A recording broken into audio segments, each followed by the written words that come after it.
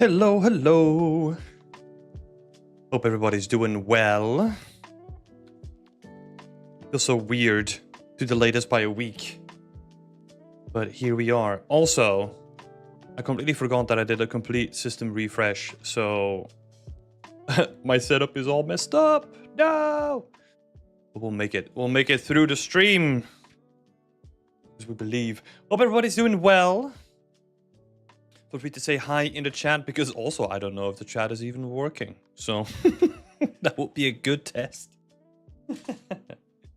Yeah, hope everybody's doing well. I had a busy day. Hey, BKR. Okay, chat is working. Lovely, lovely.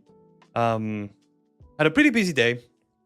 I feel like it's one of those weeks where we're kind of ramping down. It's the end of the year. It's kind of quieting down, but there's still a lot of stuff that needs to be done on the BE side of things. So it feels like busy, but also in my head, I'm conflicted of like, oh, I also need to go on vacation soon. So a lot of different things happening at the same time. But yeah, let's round off the year strong with some portfolio reviews. And then not tomorrow, but the day after, we will be doing Whip Wednesday. I know this sounds weird, but tomorrow I actually have Christmas dinner with my team. So I will be unavailable tomorrow, and I completely forgot that. So Whip Wednesday is now a Whip Thursday.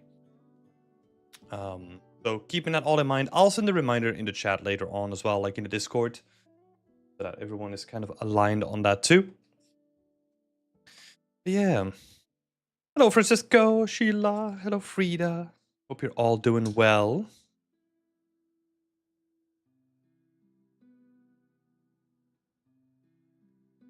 Oh, my camera is a little bit crooked as well. Everything's going wrong today, but hey. Zoom in, it's a little bit less noticeable. Hope you're having a lovely day. Excited for Christmas. Yeah, I mean, we're not planning anything for Christmas. So normally we go back to like my parents, or like we go back to Belgium, right, where we're originally from, visit the family, visit friends, all that kind of stuff. We're not able to do that this year, so it's just gonna be the two of us. I'll probably, well, we'll probably both of us. Like we'll make like a nice dinner, and then we'll just have like a really chill, yeah, end of the year really. Honestly, I'm looking forward to it. It's been a pretty busy year, moving countries, doing a whole bunch of stuff on top of it too. So yeah, I'm honestly just enjoying the thought of having a couple of weeks of relatively low input, because I'm still going to be doing work on PE. But we do have some time set aside for Baldur's Gate. So myself and my partner, we're going to be playing Baldur's Gate for the first time ever. So I'm excited about that, honestly. I think I'm really looking forward to it. And I think the rest is honestly, I do plan on taking like a bigger break. So this week will be like the last live streams that I'll do, and then we'll kind of ease off into like the Christmas period. Everyone else is going on their Christmas holidays and whatever, so it would be nice to give everyone a break. It also gives me some time to reflect on the year as well, which is what I've been doing, and then also kind of planning for the year ahead too at the same time. So yeah, I am currently discussing things with the team, and I'm also, yeah, we're kind of going a little bit back and forth discussing with the team. I'm pinging a whole bunch of people that kind of know the inner workings of BE to see what would be interesting for the next year, and then see how that aligns with my plans, and then I will be revealing like a full plan of 2025 in the next coming weeks. But yeah. Hello Tala, welcome. HZ is saying that's unfortunate. I hope you have a nice cozy time still. Nice to have a rest and chill. Yeah, I mean, I will definitely be keeping up some sort of like momentum, right? I feel like that's like the way that I enjoy working, but we will definitely take a lot of time to rest as well. It is kind of unfortunate that I don't get to see my parents. But otherwise, like, we're pretty good. Basically what happens is, instead of going in the Christmas period where it's more expensive and all that kind of stuff anyway, we just shifted it by like a month or two, and then we'll probably go in like January or February, and we'll go back. But yeah, what are everyone else's plans for Christmas? Feel free to let me know. I'll be curious if everyone else has some cool plans. Oh, Elis? Alice? Elis? Hope you're doing well. Welcome to the chat. And then in the meantime, I think we got like a bunch of portfolios here. Whoop.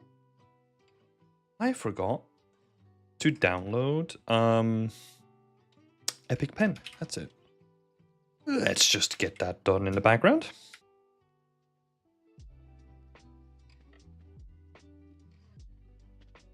But yeah, that's mostly what's going on. I'm just rounding off for the year, preparing for next couple of months. Who's in line for today's portfolio review? So today, let me quickly double check here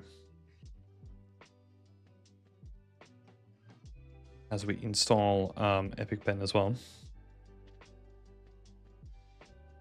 So today we have, I think, 4 people. There we go. So we have Sanjeevan Singh, Thomas Bakalier, Arya Baskakova, and then I decided to, originally it was going to be Vadim Pilgrim, but I decided to switch him out for Brandon Walsh instead, because there has been a delay. You know, like the backlog is getting pretty substantial at this point. So since then, Vadim actually got a job. So I think it's more pertinent to switch over to someone else instead. So we're gonna do Brandon Walsh instead of Vadim. So yeah, hopefully we can do like 4 people. I'll switch it over to the main screen in just a little bit. While Epic Pen is setting up.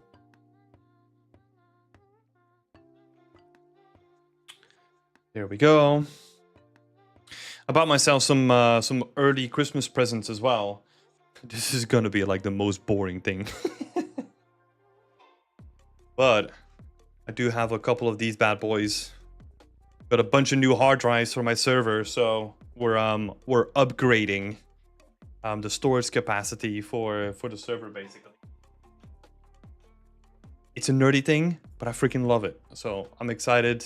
I'm excited to get it all installed.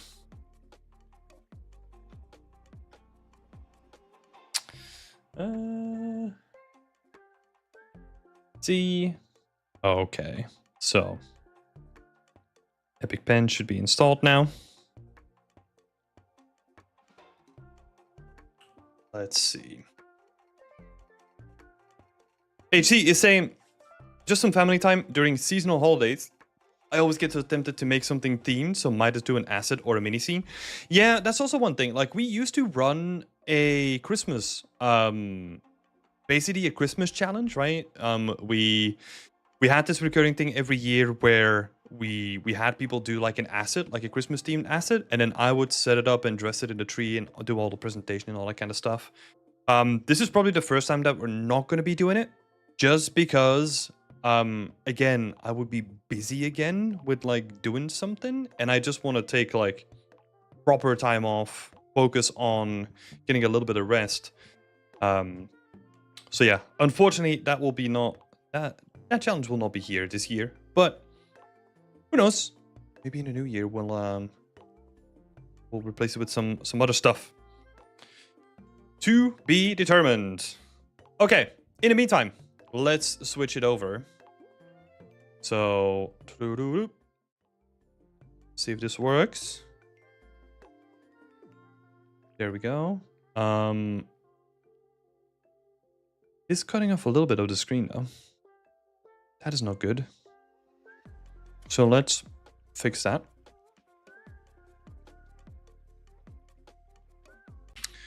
Let's call it down for now. As you can see, it's all kind of broken on my end here today.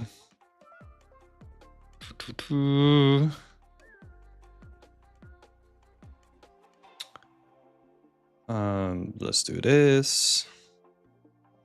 Hit the screen.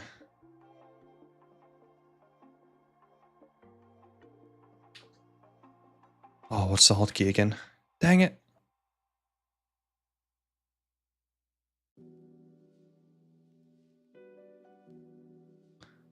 There we go. Cool. Okay. So we're gonna get started. If pen wants to work, of course. I forgot to install the damn drivers here. Ah!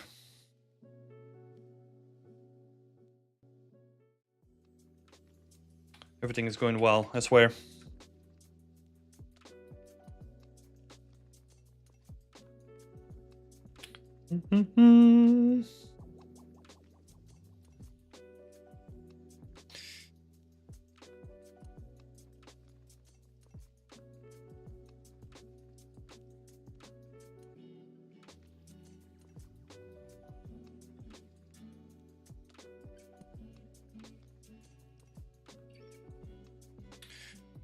Okay.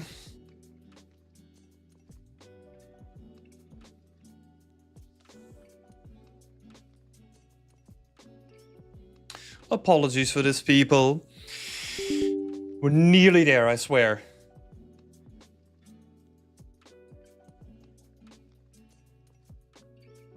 What would you do, HC, if you wanted to do like something like holiday themed?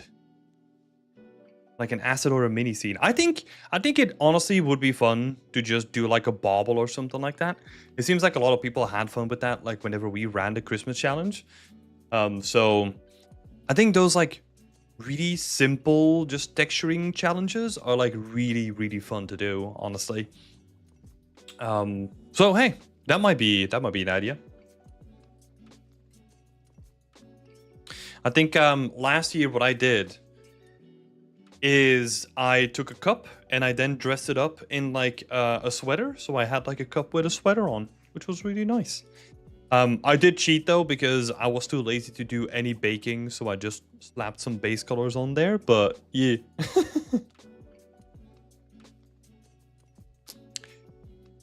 Hello, Zero. Oh, snap. It just started. Maybe I'll stick around after all. Yeah, feel free to stick around. We are going to be reviewing some portfolios just in a bit. After I get, like, all the drivers installed. Please. Welcome. Okay, something is happening.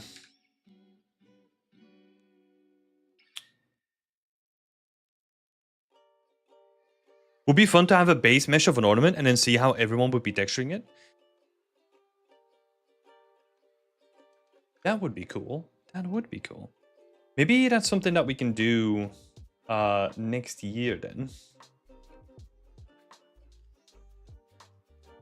Oh, don't tell me that I need to like restart my PC now. No!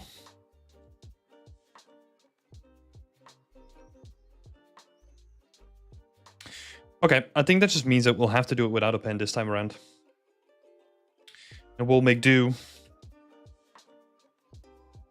Let me see. Try like a couple more things.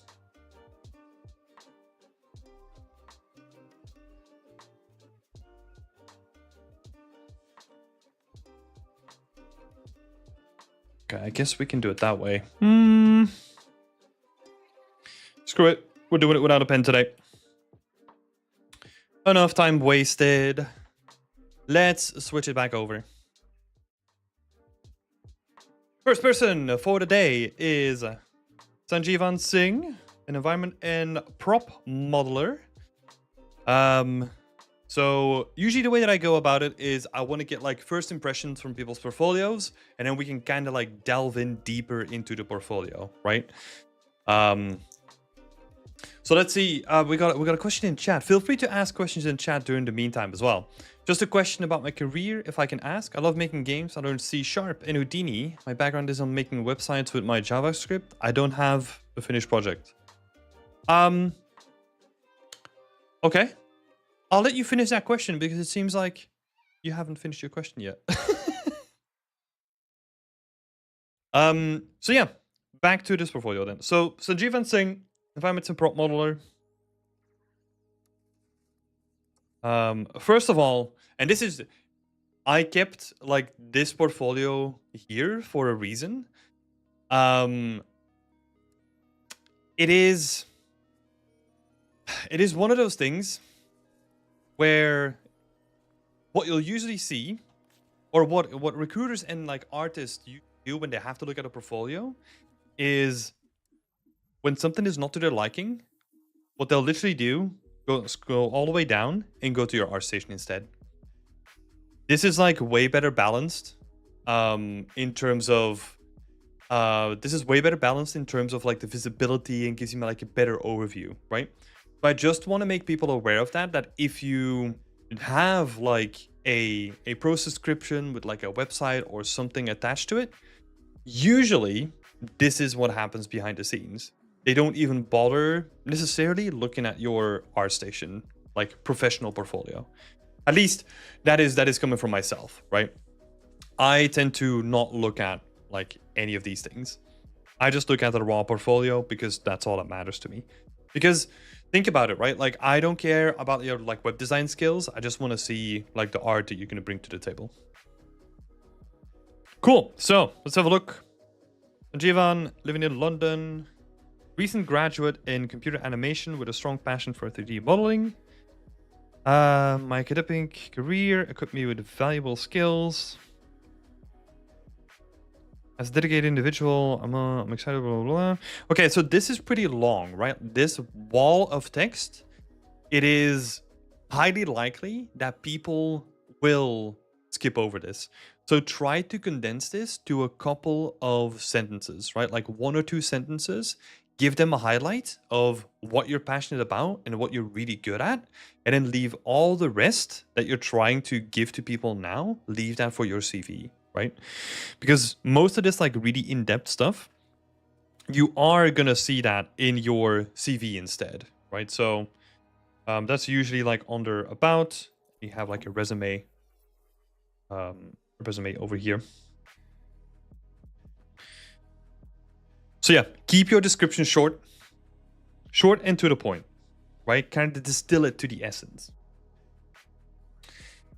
Now let's have a look at the actual thumbnails over here. I think the thing that strikes me first is that there is a wide variation between the actual quality of the art, right? So this is something that I've seen before. It was part of Whip Wednesday, the feedback event that we do. So this is the latest piece. But then if you go all the way back to something like this, it begs the question if this is still representative of the skill set that you have today, or even if that is still the sort of quality that you set for yourself and for your portfolio, right? It is really hard. Well, it's really important to keep in mind that every now and again you have to look at your broad portfolio and cut it out to the stuff that is relevant and to what you want to do of the highest quality. So that will be the first thing.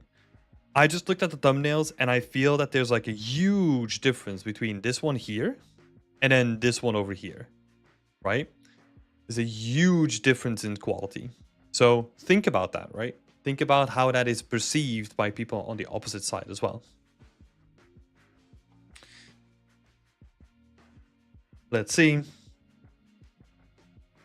Some of the thumbnails, like, they're not really that exciting, right? Like the grayscale stuff is not really that exciting compared to these thumbnails, right? Like, I know that it's a different kind of asset. Like this is just like a single asset, but you can make them more exciting by building like a little bit of a background using mega scans or something like that, right? Like think about it from a broad perspective. You want to excite people when they come at your portfolio, and like having something in like a gray background is usually one of the most boring ways of to present something, right?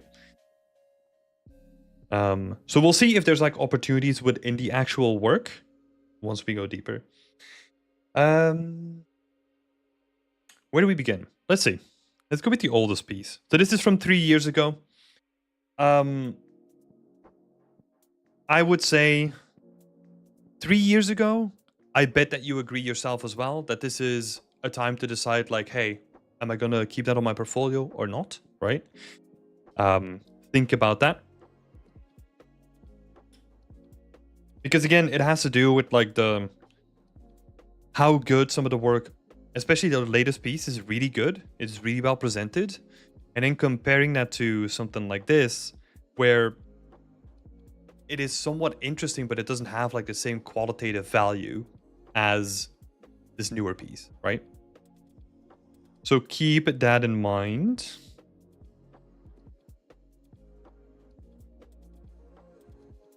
And also one thing that is really interesting to note here is that I have no idea. Let me just skip through this video really quick. Right, so this is like a GIF breakdown, right? So there is no indication if what you used here, if it is relevant to games or not, right? I don't have a view on the topology. I don't have a view on how you did your texturing. I don't have a view on how you did your modeling. Nothing like that, right? So it's kind of limited in what it contributes to your portfolio, right? Your portfolio should be showcasing the skills that you bring and like revealing your technical ability. Where this is just like, hey, I took this image and made it into 3D, but there's no breakdowns. There's no revealing of like the actual skill that you put into it, right? And I'm sure that this is going to be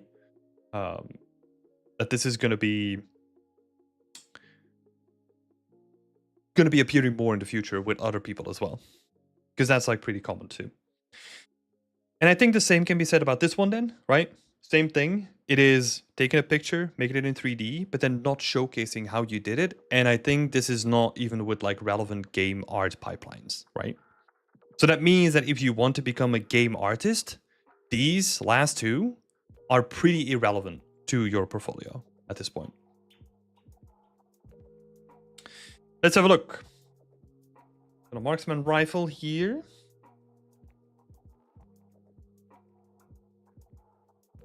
Okay, so this is where it gets interesting, right? We have the topology here. You have bevels on everything, which is a hint to me that you didn't use a baked workflow, which is already a red flag in my head, because that means that all you did was just you basically just modeled like a very, how would I say it? Like very geometrically dense gun. But again, that's not the way that we do things in games, right? Like within games, especially when it comes to weapons, what we do is we have like a high poly model and then we bake that down onto a low poly. And that makes it so that it's cheaper to render in a game and to load into the engine as well. So that means that this also, it is cool to see from like a topology perspective because I can see how you thought about certain things. But to me, if you're adding bevels on everything, that means that you don't know how to bake yet, right? So again, it is something to keep in mind there. Have a turntable. But overall, this is going in the right direction, right? So what I'm seeing here is that you kind of get to grips with like, oh, this is more what they want from you as a game artist, right? So we're kind of getting glimpses of you going in the right direction. And like, I know that I skip over a lot of stuff here, right? Because it's always like pretty condensed in the amount of time. But like the modeling is solid, right? Even if the understanding of the workflow is kind of like a little bit detached from reality right now, the modeling is solid. You're doing some texturing. It's a little bit chaotic sometimes and it feels a little bit flat, right? It feels a little bit like uniform in your texturing, but it feels like you're exploring stuff and you're trying to take things to the next level, right? It does beg the question again, though. Is this worthy of my portfolio? Think about that question. Let's see. Faces, 42,000. N-gons, 0. N-gons don't matter. I know that this is like a big thing in... I know this is like a big thing in game schools, right? Oh, avoid N-gons and blah, blah, blah, blah. Don't matter as much as it used to do. So it's not really that important to mention that anymore. Oh, okay. So here's an interesting thing. So while I admit that this is not my best topology, I'm really proud of the final product. So what I would never do in a description of your own work is beat yourself down, because this reflects really badly on you, right? Because now I'm thinking, oh, this is not your best topology, but then you decided to post it anyway. So why? Why didn't you fix it before you posted it? It is your portfolio after all, right? So in this case, I would potentially not put the work on your portfolio, right? But even if you know that you can improve, never say that this is like bad topology or that you, I don't know, you hated a part of it, right? Put your best foot forward and yeah, like treat it as your portfolio, right? Like what's on there is done. And if you learn stuff afterwards, that's fine, right? But that was done to the best of your abilities at that point in time, right? And that's kind of the way that you need to treat it. Let's jump in with some questions here. So, yeah, there is a limit on the amount of text that I can send. I'm making a 3D website showcasing my skills. Rashia, is straight up, I would not bother with that. Just use ArtStation. Just use ArtStation and Marmoset. Don't spend your time making a 3D website. It is just not worth it in terms of like time investment and upkeep and all that kind of stuff. But I digress. But is it something? But is it going to give me a job in the games industry? That doesn't depend on the 3D website. It depends on the quality of the work that you're going to be putting on there, right? Or should I finish my massive hard solo project? I have a great idea for a game, but I'm scared. So what I can read from this is that you're being pulled in a whole bunch of directions, right?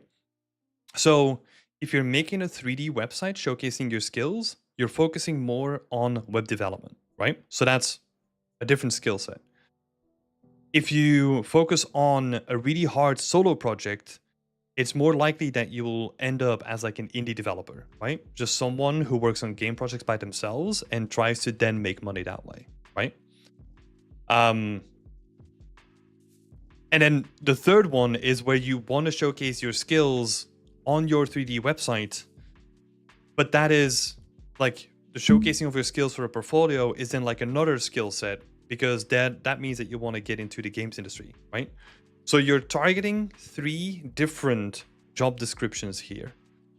And if you want to get into the industry, you got to focus on one. So I mean, this is the thing, right? I'm just spelling it out and you get to choose which one you align with the most. But if you align the most with, hey, I want to work in a big industry, like in a big AAA studio, for example, then you need to focus on making your 3D skills better rather than your website creation skills or your programming skills or Houdini or whatever, right? You need to focus on the skills that matter to get you the job in that case. Bram is asking, what do I need to do to get my portfolio reviewed? So we used to have a website for that, but we are actually going to close the submissions for that because we do have a big back catalog. So apologies for that. What if you load your 3D models in a website? It needs cheap geo and baked from high-res models. I want to be a technical artist. It is showcasing my skills in website are a waste of effort. Comes down to our previous conversation. I think if you want to build a website, you're a web developer, right? You're not a technical artist. I think if you want to be a technical artist, specifically in games, focus on the technical pipeline issues. I mean, this is just one example. Like, focus on the technical abilities within games, not websites, right? That's what I would say. Cool. Let's keep it on moving with Sanjeevan's portfolio then.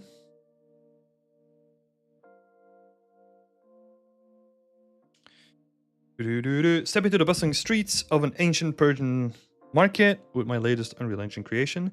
This is cool. This is giving me like a little bit of like storytelling vibes, right? There's some really cool stuff here. Something from like step into the bustling streets of an ancient Persian market, like that could be like between quotes, and that's like the story of the scene, right?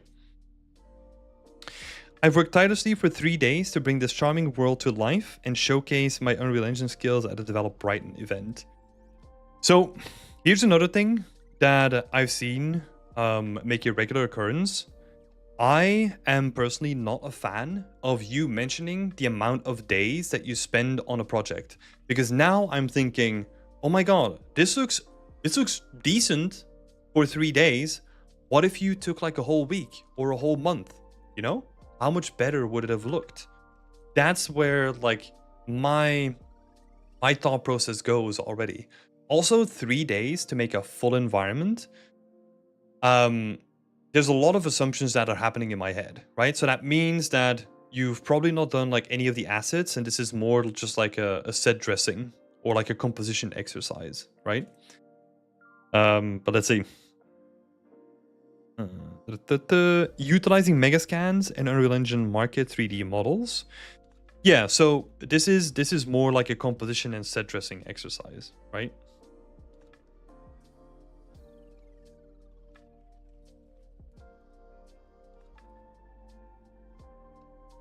Got some AI stuff going as well, as I can tell. I mean, I don't really care about like using AI as your reference board. As long as it's helpful to you, then it's fine. These images are more captivating though. These images are really good. Yeah, so this is the thing. This is very, very focused on a small skill set, right? I'm gonna really simplify this. Everyone can take a bunch of assets and make a level with them, right? Maybe not with the focus and attention to detail that we have when it comes to composition and potentially storytelling, but I don't really see like the storytelling coming through a lot. So this feels, again, in for the sake of honesty, this feels like a portfolio filler rather than a project that is like that you've put like love and passion and craft into, right? And that kind of reflects back onto, hey, this was just like a 3-day thing that I did to showcase my Unreal skills at Develop Brighton, right? So it is something that's specifically made for that event. I think that's totally fine, right? If you want to make that for that event, that is 100% fine. I would not show that on your portfolio. I would take it further and then put that on your portfolio instead. That is a good choice, but I would not have that in this state on your portfolio. What you could do, my recommendation, if you want to take this further, is that you take what is here and then build a story into it. Like, what do you tell with this environment, right? Because even if we look at like this screenshot, you still have like the basic like Unreal Engine mountains in the back without any textures, right? That doesn't need to be on your portfolio again. You got to be really careful with what you pick, and you only want to showcase like your best on your portfolio, right?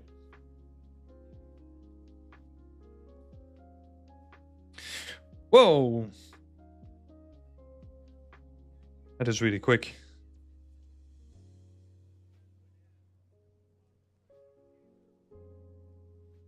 Okay. Let's keep it on moving. Modern PSP would look like. This is interesting. This is more along the lines of product design, right? So now you're designing a product and like you're imagining what like a modern PSP would look like, right?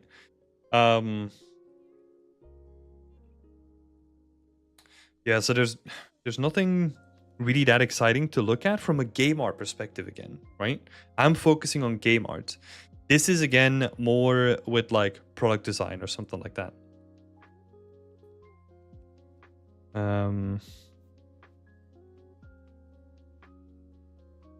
See. Same thing here. I know that I'm skipping through a lot of stuff, but this is what it's really at, right? The last two things that we looked at is product design, right? So again, you're not really getting any breakdowns. You're not really getting any topology, any texturing. You're not really getting anything that's really relevant to a game art portfolio, right? So that's why I'm kind of going really fast through these things, because it is really important for yourself to reflect on like, okay, this is what I want to become, right? You have it in your tagline, environment and props modeler, right? It's a bit broad, but that's fine, right? If that is for a game, if that is for a game portfolio, you need to show game art, right? That's what it comes down to.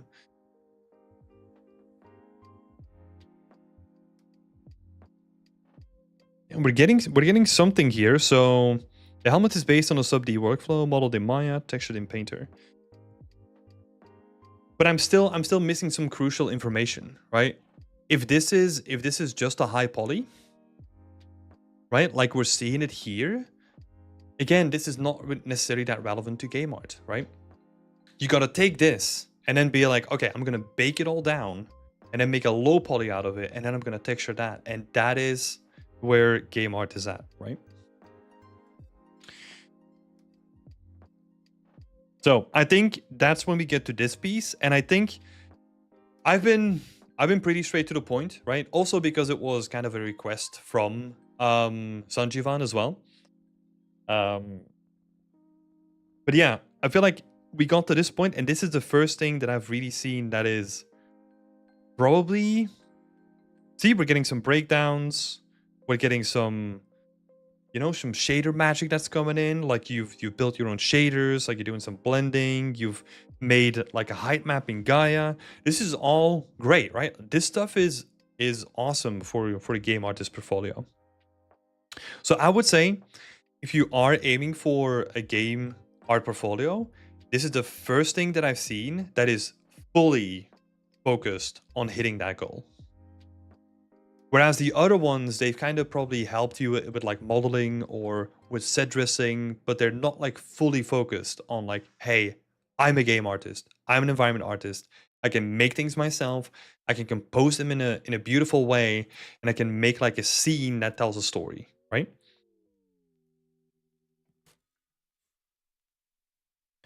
Yeah, because this is cool.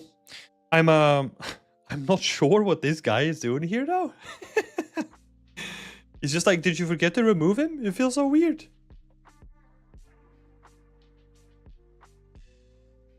Yeah. I mean, it's good to have them as scale reference. I love that part of it. But yeah, remove them afterwards, right? Like once they kind of like gave you enough context for scale, you can just remove them. Yeah, just get rid of those guys. Let's see. There's a whole bunch of text here. I would really think about like condensing this down again, right? So you can say, how would we condense this? Environment uses blah, blah, blah, blah. Every aspect was crafted by me. You can really just say like, these are the programs that I use for modeling, or like these are the programs that I used, right? So Maya, Substance Painter, Designer, Gaia, and DaVinci Resolve, right? And you can just say like, okay, I used Gaia for the landscape, DaVinci Resolve for final composition. And you can really just condense this to like a couple of sentences, because again, you wanna maximize the amount of time that you are occupying from other people looking at this, right? And this is always from a perspective of a hiring manager that is looking at a ton of portfolios a day, right? That is something that we need to keep in mind as well. And we need to be effective in the way that we portray that information too. Let's have a look. Let's have a look at some of the breakdowns. So we have the main shot, we have the main cinematic. I think I would switch them around. So you open up with the cinematic and then the main shot. I've always liked that way of working, so that you have something moving that captures your attention in the beginning. And then you can go into like the still images. You got some additional shots, which is good. There's no need to have the Unreal Engine logo in there. Just keep it to the art. What I would do instead is have your name in like small in the corner with your email address or something like that. The reason why is that if someone saves this to Pinterest or Google or their local folder or whatever, like your contact details is built into the image in a very subtle way. And then if they want to contact you, they can do so, right? So again, you're just reducing the friction. Yeah. This is a lovely shot as well. I like this shot a lot. I'm ashamed from the guy being here, but that's like a minor detail. It's yeah. It's really interestingly composed.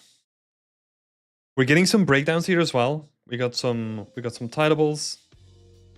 I've never been a fan of this presentation. I'll show you why. I cannot read what's happening. Right? So even if I zoom all the way in, like, yeah, a material artist can like read that is like a tile sampler, right? And that you're inputting like a bunch of mass. This is like a cobblestone generator that you've made or may not made. But I don't think there's any value in this, personally. This stuff is really cool though. This stuff where you show in like a very pleasing way, like, hey, this is what I did. It shows that you're taking extra attention to the detail and you want to present it in like a pleasing way, right? And then this is also cool. I'm thinking how you could potentially present that. But I mean, this is fine, you know? Like, this is fine. I think... Yeah, it kind of depends on how this looks in the engine, right? You could kind of have like more of a zoomed out shot, but then again, you kind of want to have like foliage and all that kind of stuff on there. So maybe this is an effective way of posting it. I don't really have an issue with this one. What I am missing though, any sort of like real breakdown from like the props, right? Let's see. Every aspect was crafted by me. So let's say, okay, so you... Food on the table wasn't done by you. Pick an asset that has like the most complexity and then do a little breakdown of that, right? Showcase the model, the topology, the UVs, the textures, right? Show them all in like a single image and showcase to me that you can do a single asset, but also the whole environment. That is what we're looking for, right? Someone who can take the smaller stuff, but also focus on the bigger picture as well. Yeah. Like people are saying as well, like Frida's art is coming in and saying like, this is a very nice step up from the other projects. And I totally agree, right? Like this is game art. This is 100% game art. This looks really nice. A massive step up of what you did before. So yeah, I would honestly say, do more of this and you're gonna be good. This stuff, there are some relevant things in here, like this one perhaps. That's like a composition exercise, but it's missing the storytelling part, right? And then the rest of it is more like modeling, basically. So I would really condense it to what you want to do and what you want to go for, right? So yeah. If I had to do like a little bit of a recap, that's number 1 point is definitely focus on game art, right? Look at the thing that you want to achieve, environment art, for example, and look at what the applications say the skills you need are, right? So a lot of the applications online will say a good understanding of composition, a good understanding of fundamentals, knowing how to build an asset, knowing how to build like tileable textures, all that kind of stuff. Look at those applications and see what skills you're missing and try to build projects against those. Number 2, I would say optimize your portfolio. This right now, I think it is even better if you only had like these 2 on your portfolio with nothing else, because then at least it shows focus. Hey, thank you so much for the sub, Ziga. I appreciate it. Yeah, then this shows more focus, right? Where what this portfolio currently is showing me is that you might not have an understanding of what game art is all about, which is a huge red flag if you want to become a game artist. Or that you have done like a whole bunch of stuff to kind of try to figure out what game art is, or like what a game artist does, and that you now kind of know what you need to do, right? But I would honestly just get rid of most of this, kill your darlings, and focus on the thing that makes you stand out.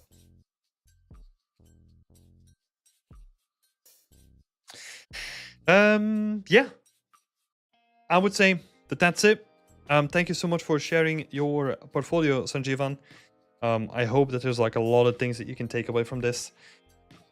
We focused on like the broader picture, right? Because I think that's what you needed. But I would say, yeah, basically all the stuff we talked about, right? Like keep that in mind, keep moving forward and keep pushing yourself, because the difference between this project and this project is huge. So if you keep that momentum up, if you keep that trajectory up, this is going to be a good portfolio over time, right?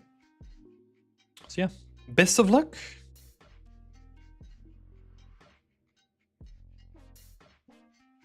Hello, Hudson. Hello, Unbreakable. Just more breakdowns, Route 1 is saying. Yeah, for sure. Especially on the last one, right? Like, you need to be able to convince the people that are going to be looking at your portfolio that you can do the stuff that you're saying you can do, right? That's what it comes down to. You want to be really visual with it, because if we're really trying to simplify things, what is happening is if someone is looking at your portfolio and they are in a position where they can potentially give you a job, they have like a mental list in their head, right? And they are just thinking about ticking all the boxes on that list. So you just have to make sure that you have a portfolio that is strong enough to make them forget about that list in the first place and just be like, oh my god, this person has like a wealth of art knowledge, that really knows what they're doing, and they can kind of forget about the list, right? That's your ideal situation, where you just stun them and you're just like, oh yeah, let's reach out to this person. Or that if you have them go through the list, that you tick as many boxes as you can, right? There is obviously a balance there between how many boxes do you want to tick, and if those boxes are even worth ticking for you. I mean this in a way of like, let's say a lot of companies are looking for a foliage artist, right? But if you hate doing foliage, like that's not a box that you necessarily want to tick, because you would hate doing foliage, right? So pick a niche for yourself and really just like go into the niche.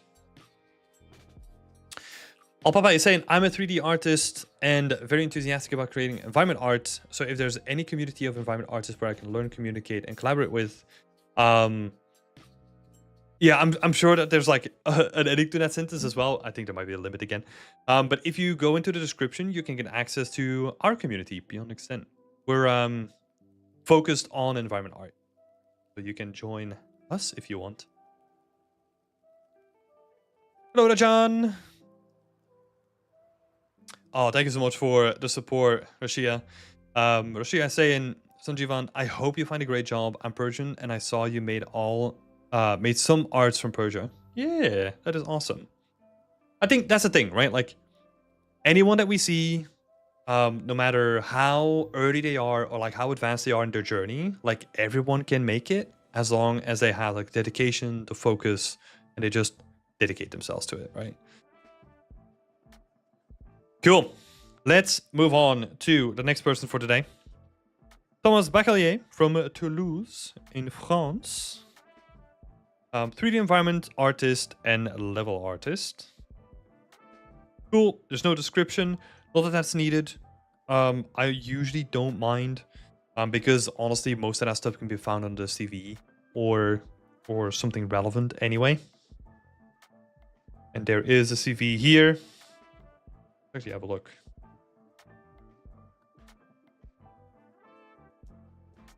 Be curious. We've never really done these before. It would be cool to maybe do like some sort of like CV review as well at some point. Let's see. But this looks pretty clean. Softwares. After a career change, I decided to work in a field I'm passionate about.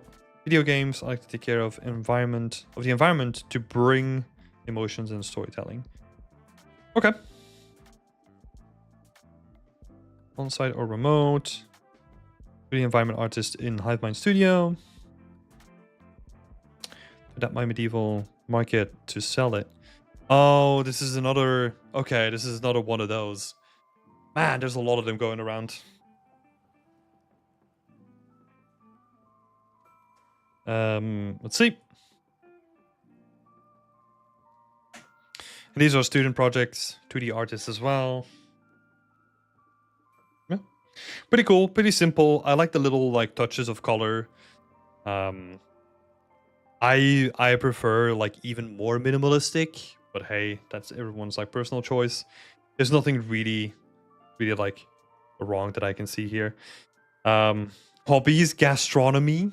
Wow, what a fancy term. That's also like typically French, no? You like animals and movies as well. Yeah, cool. We're not going to linger on that too long though. We're going to be focusing on the portfolio. Cool. The gate talks about salvation of a warrior. Final journey, I wanted to create a warm and calm atmosphere. The fog has a nice touch of mystery. The goal of this project was sculpting and lighting. So this is interesting. I mean, this is an interesting thing just to mention, right? That is your goal. Because then it allows us to focus on like, oh, if you really hit that goal, right?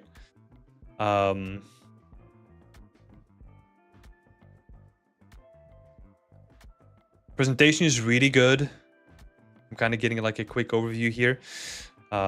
Presentation is really good, really clean. I like the little separation here. What I don't like, this is a small thing, just an observation, is how close the font is to the frame of the actual picture. I would honestly just put the font even tinier and have it in the picture instead. It's a tiny thing. Yeah, this is looking really good. I think on this aspect, I think you really nailed the lighting of it, right? You focused a lot on lighting, but I think you could have gone like way further in showcasing your sculpting. So what I mean by that is that you have like a lot of very subtle noise going on, right? But if you really want to showcase your strengths as like a sculptor, I want to see some bigger chunks of damage, right? Maybe the scene was not appropriate for this kind of approach, but that would be the thing that I would focus on if you want to showcase that you can do sculpting, right? That doesn't mean that there's no sculpting in this whatsoever, but I'm just saying that you could have pushed it like way further than we're currently doing it now. Like I was saying before, presentation is looking pretty clean. The amount of images could potentially be condensed, where you have this overview here, but then you showcase the same sort of assets here again. So think about like the amount of images that you're trying to showcase and how you kind of showcase them a little bit more. Yeah, this is looking nice.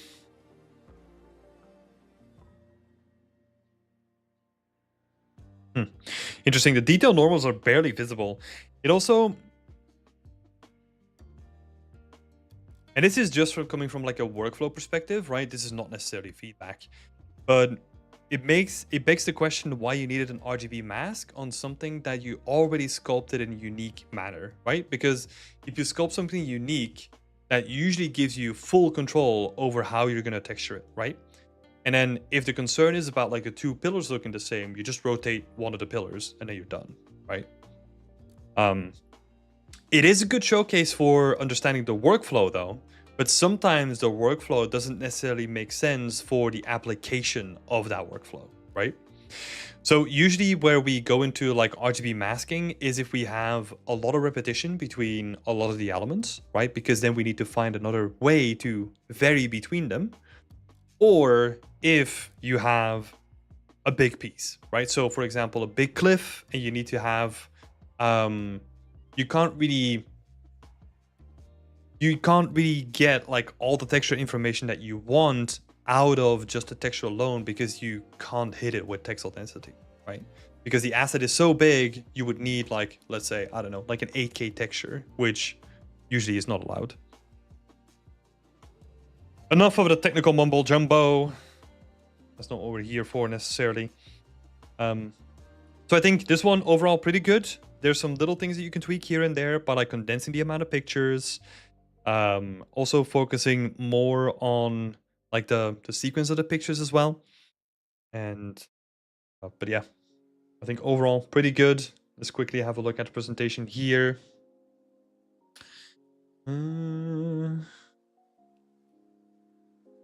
Let's see.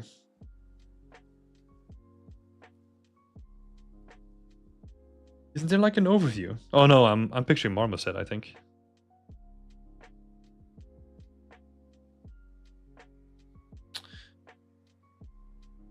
So this is really interesting, right? Like they have all this stuff built in, but the amount of time that it took me to go into it kind of becomes like a point of friction again, right? So what I would do instead is just have this texture, or like have basically the same setup here that we already have, and just do your mesh on the left, have like all your different textures like on the right, and then show like the UV layout as well. Together with like the topology, that's probably the best way to just showcase a prop like this, right? Because I talk a lot about like trying to reduce the amount of friction. What I'm specifically talking about is the amount of time that it takes for me to get to the information that I want, right? Again, think about me reviewing like 10 people a day. This stuff might even get skipped on accident. And that would be a real shame, right? Because this gives like a lot of good information. So the way that I would approach this is any sort of like model inspector is optional. It's more like the cherry on top of the cake, but I would do it with a picture first and then have your like breakdown there. Hey, Callum, thank you so much for subbing. Appreciate it. Cool. Let's keep moving on. Let's have a look at the next one. This one's really cool. I had a look at this one like way back. Oh my god, 7 months ago. Jesus. Time flies.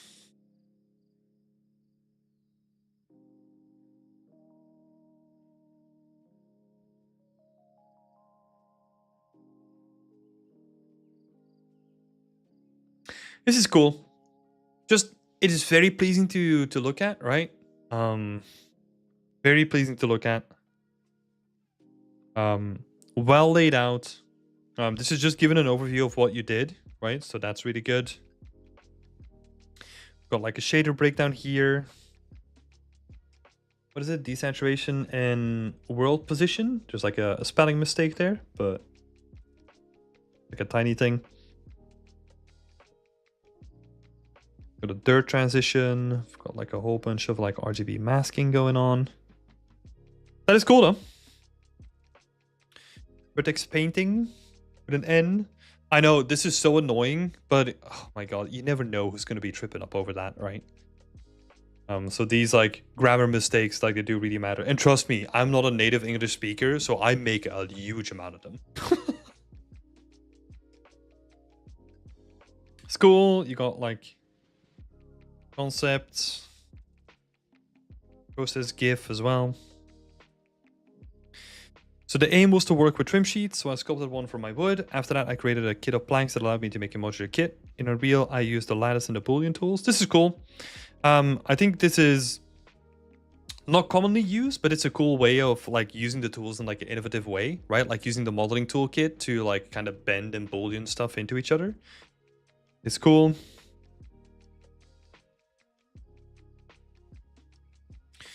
Found a way to use nanite with vertex painting, but I had to merge the kit I used for my hut. Yeah, that makes sense, right? So you collapse this into like a unique instance, and then you can go vertex paint instead of, because vertex paint on nanite specifically doesn't allow like per instance vertex painting, right? So that's why you had to collapse the house. But I think that's not that big of a deal.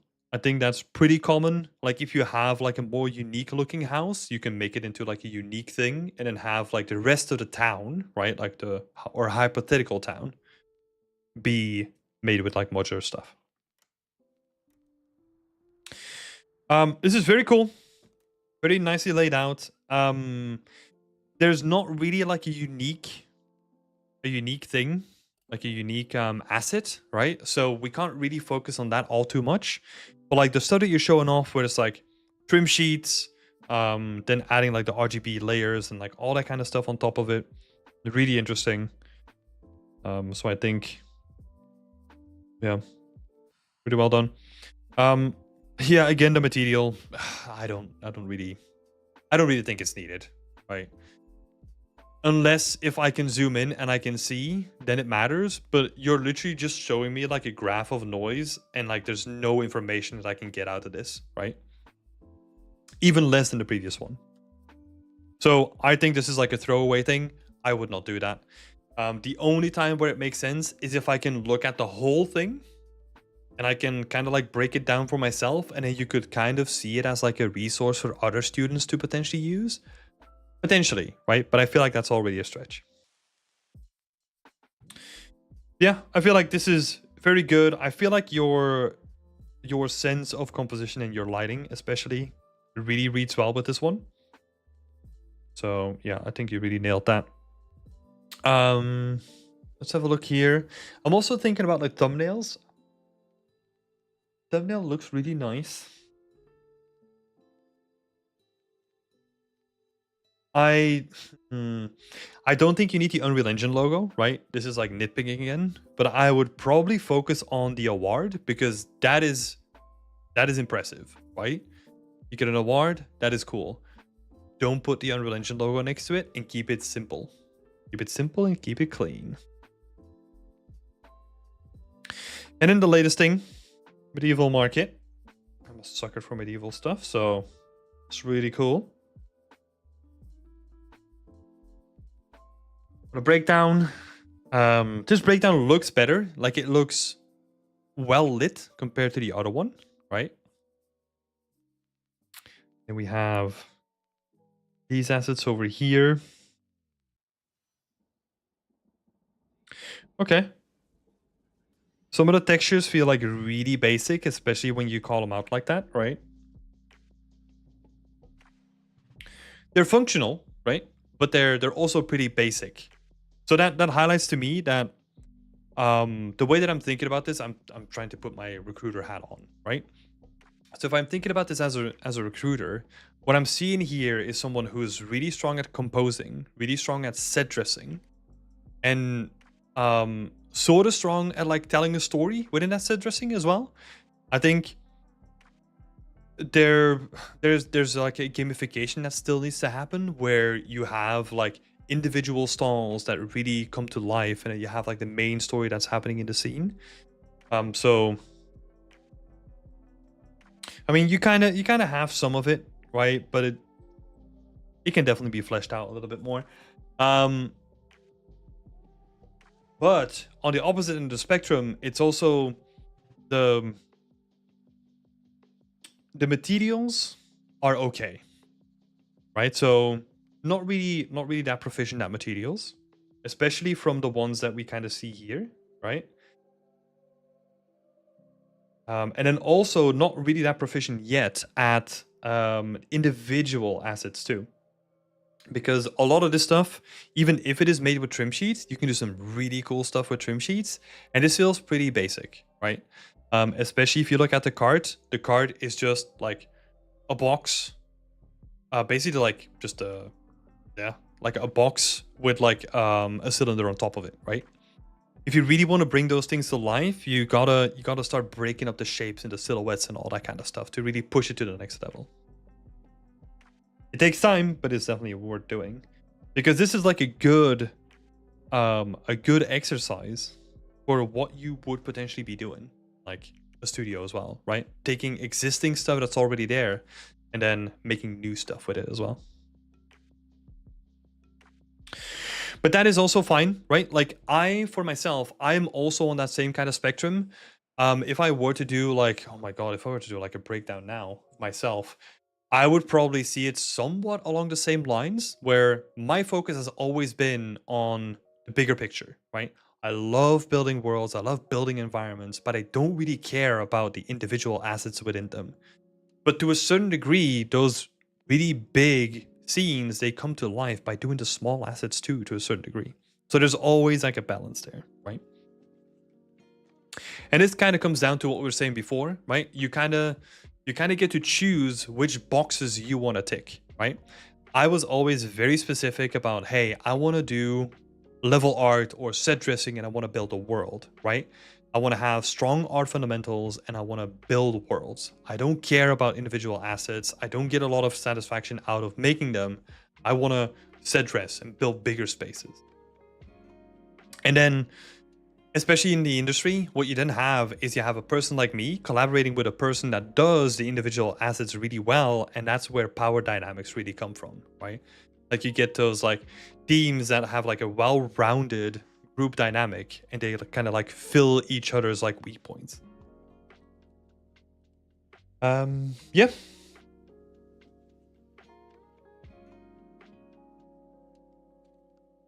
So then an environment artist can be a level artist and vice versa. So the way that I always looked at it is that an environment artist, like the term environment artist, is just like a lazy way to categorize everything that happens within the environment, right? So the way that I see a level artist to me is actually part of environment art.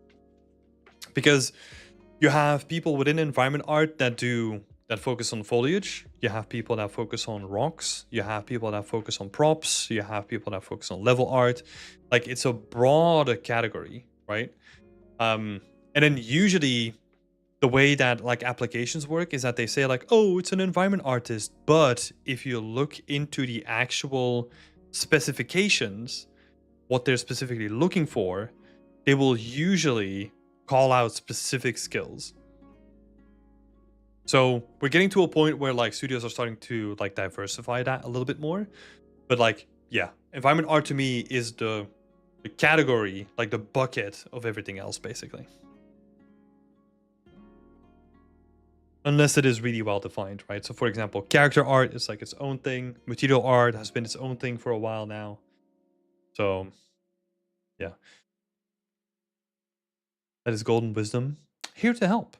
Let's see. We got some other questions in the chat as well. Rajan is asking, in your opinion, how can I switch my careers from a 3D artist to environment artist? What do you suggest?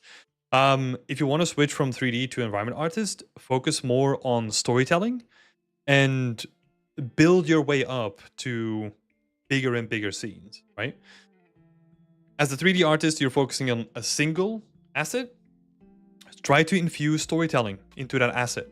And then once you did that once or twice, move up to a diorama and start building outwards. Like, try to make it more about the story. That is what I would suggest. And with that scale, there's also going to be like other opportunities to have like different workflows come in too. So for example, making a step from building everything unique to building everything with trim sheets or titleable textures, that's usually where a big switch happens as well. In my opinion, the technical use cases and examples are so great, why avoid telling them? That's the real thing the hiring managers look for, and it's good to know. Yeah, so I do agree. I think sometimes, like, we make the assumption, let's say I'm a hiring manager, right? And I'm looking at your work. I can make the assumption like, oh, this person doesn't want to reveal like the breakdowns or like the technical stuff.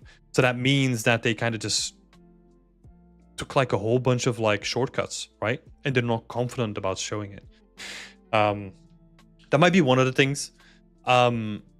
Which, yeah, may be true as well. Like, I mean, I remember when I was a student, like I was just doing like a whole bunch of like corner cutting as well. I wasn't making the most use of my UVs, and I wasn't making like all the sections of my props like to the same degree of detail, right? I was kind of cutting corners all over the place. But having to showcase like game art kind of doesn't allow you to do that. So can you show through past work how you approach the storytelling? So I think if you look at my portfolio, I think you might find a lack of storytelling there as well to a certain degree. I was always focusing on like bigger pictures, but the stuff that's on my portfolio doesn't really have like a great showcase of storytelling. I'll go through it really quickly, but I don't want to take up too much time. Wait, no, let's finish Thomas's portfolio and then I'll do like a quick thing, because we are near the end anyway.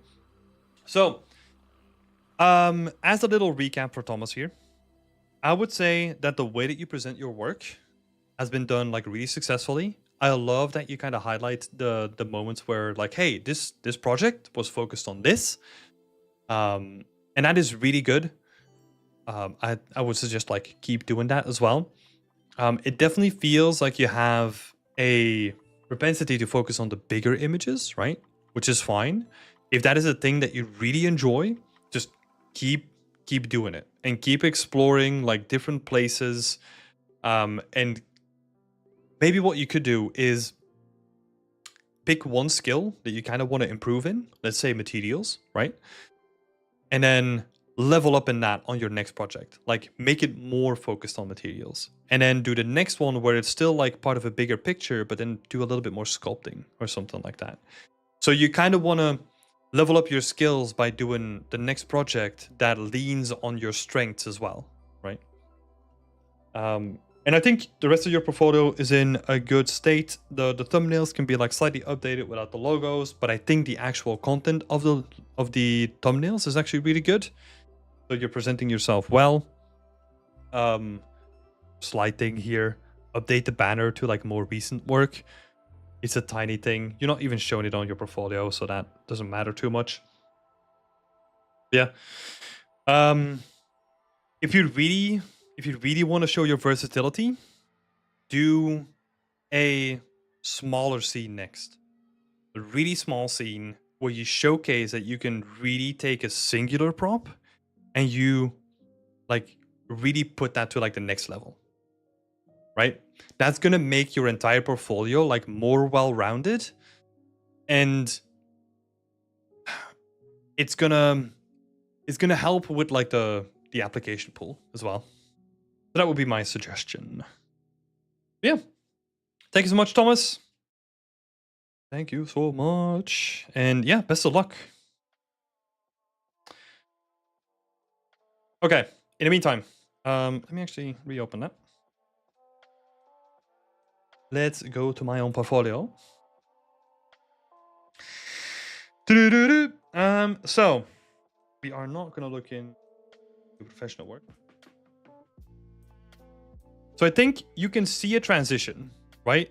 This, even in the thumbnails, you can see like a clear transition from I had no idea what the story was here, and it doesn't have one.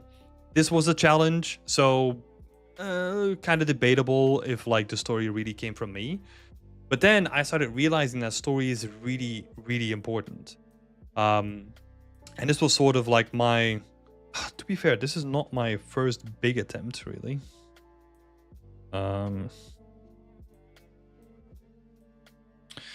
Let's see.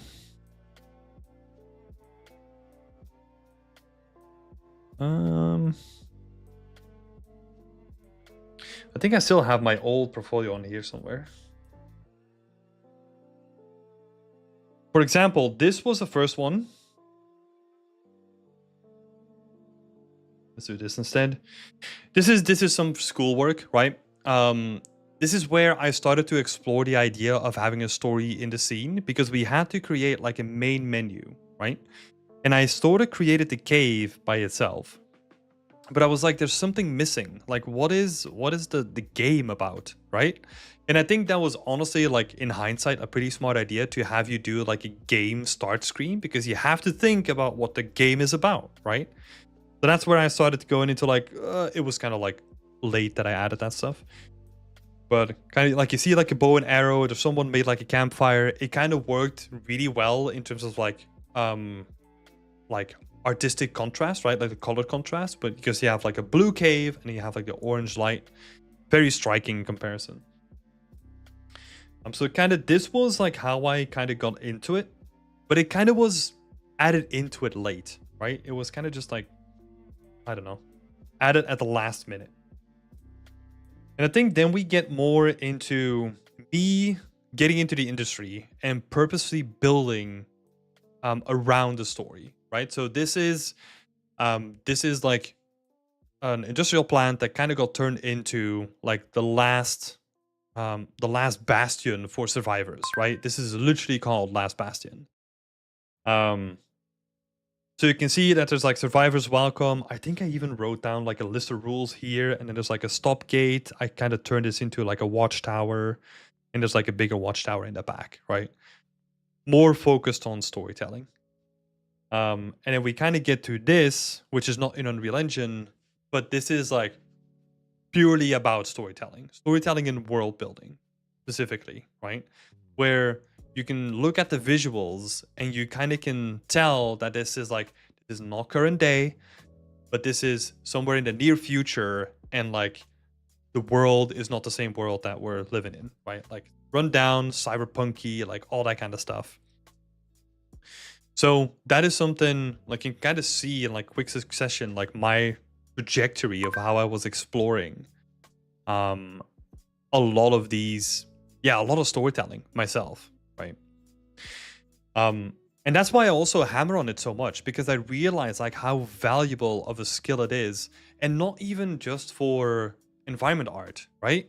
Storytelling also comes across in like the stuff that I'm doing now. If I want to convince people on how to get better at their work, or I don't know, even convincing people at work about like a certain thing, storytelling is like a massive component of that, because you need to structure your logic and your thinking in such a way that it tells a compelling story for the opposite end, right?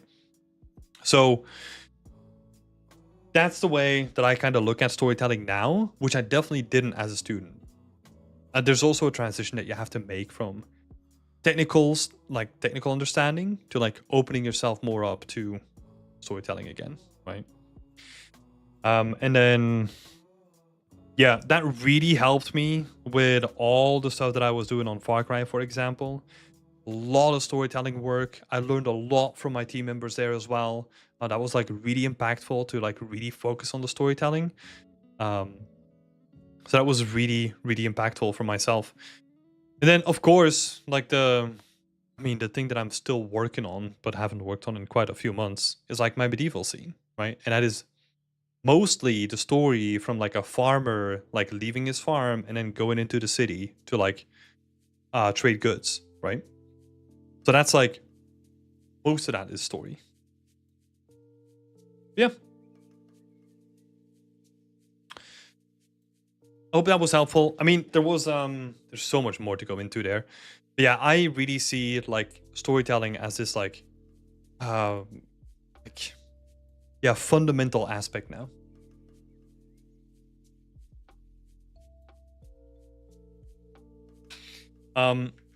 Last thing that I'll say on storytelling, I mean, we're probably going to bring it up later as well, but if you really think about it, if you approach your professional work or like your personal work in a way where the story comes first, let's say you come up with like a backstory, let's say you come up with like an idea for a story or something like that, you can use that story to pull inspiration from when it comes to your assets, right? Or like the things that you want to create, like your models. A really simple example is let's see, the work from Hannah Watts, for example. I bring her work up like semi-regularly because I've always been like a big fan on how she approaches like the simplest props, right? And one of the most effective props here is just like, how do you tell a story with a cash till, right? Like this is just a cafe till. Like what is so special about this? But if you really think about it in a way where it's like, okay, but whose cash till is it? Who like runs this place, right? Like what kind of a place is it? Like who's behind it still? Like even this little strap, this lanyard, like can tell you a lot about the person behind it, right? And that is also storytelling, right? It is the personalization of this asset to a person, which makes this asset, even though it's a stupid cash register, makes this way more interesting than any other cash register, because we can tell something about the person who's behind the register, which gives us like a lot of things to think about as like a person, right? Yeah, you can kind of see that in a lot of work, right? Like even when it's not like as blatant as like a lanyard or scratches or whatever, even in the way that you texture things, right? Like the little bit of rust here, like the way that like stuff is not properly cleaned off. This is like a cafe, like a coffee machine that is not in a clean cafe, right? And that is a story itself. You're telling something through the texturing of this prop about the scene that it's in, even though the scene is not there. And that's the power of storytelling. You worked on Far Cry? Yes, I did. Yes, I did. Far Cry 6, though. not any of the other ones. Cool. Next one up, we've got Arya. Arya Baskakova from Berlin, Germany. From my third hometown, I guess. Have a look. Modeling, texturing, and shader creation, Unreal Engine, Maya, ZBrush, Substance, 3D Code, SpeedTree, and Gaia. Okay, this is very... I mean, I did literally say this before. Like that, something like this would be interesting, but give us like a little bit of context, right? Give us like something like, I love modeling, texturing, and shader creation. Like give us like a little bit more than just like, oh, here's the list of programs, right? I think that would be very interesting. Let's see.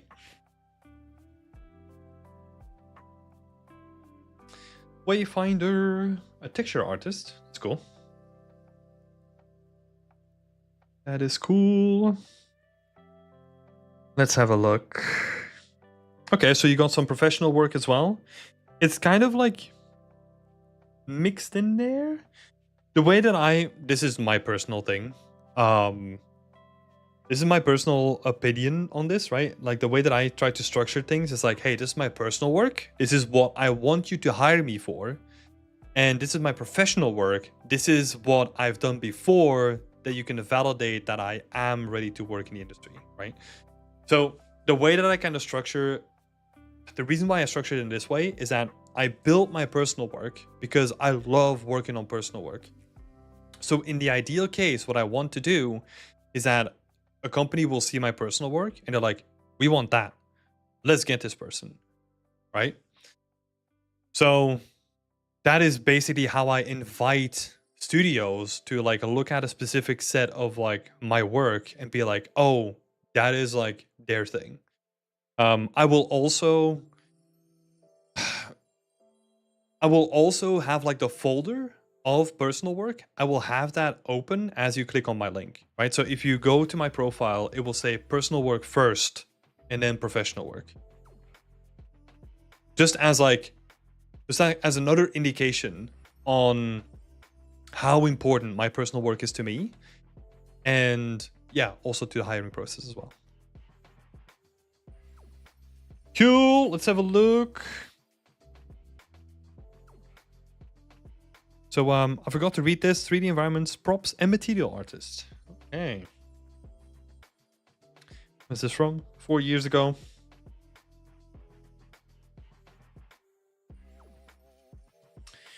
UV sets. We're getting some good information here. We're probably gonna get like a really quick overview of everything. And then we'll see.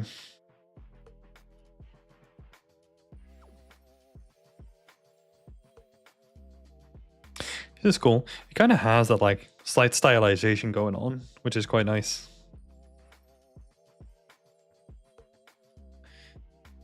Yeah, we got some animal gestures going on. This is cute. It's a cute guy. Oh, his little head. So cute.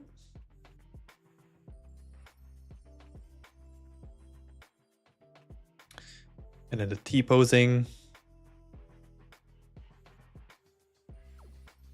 Okay.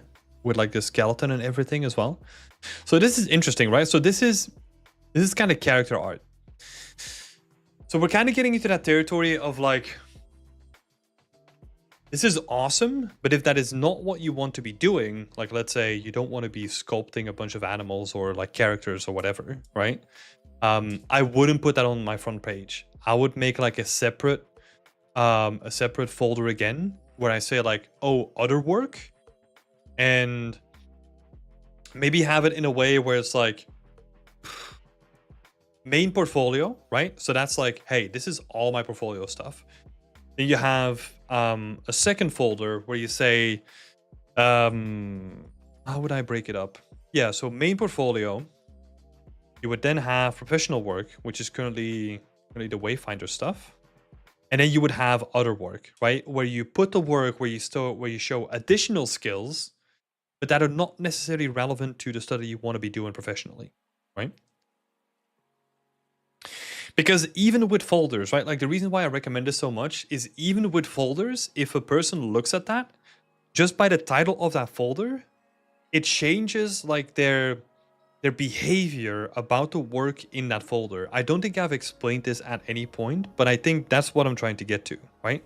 So let's say if you have a folder with other work, they know that it is not your main work, and it will allow them to be like more critical without being necessarily like a downside to your portfolio, right? The same can happen with old work, right? If you put stuff in a folder that's called old work, then you're signaling to the person on the other end, like, oh, they know that this is old work, even though they decided to keep it on their portfolio. But that means that they don't have to think about like, oh, do they still think it's good enough to keep on their portfolio? No, because it's in that folder, right? So it's signaling to them in specific ways on how to treat like the pieces that are going to be in those folders, which is a very handy skill because we do this without communicating anything to them. Cool.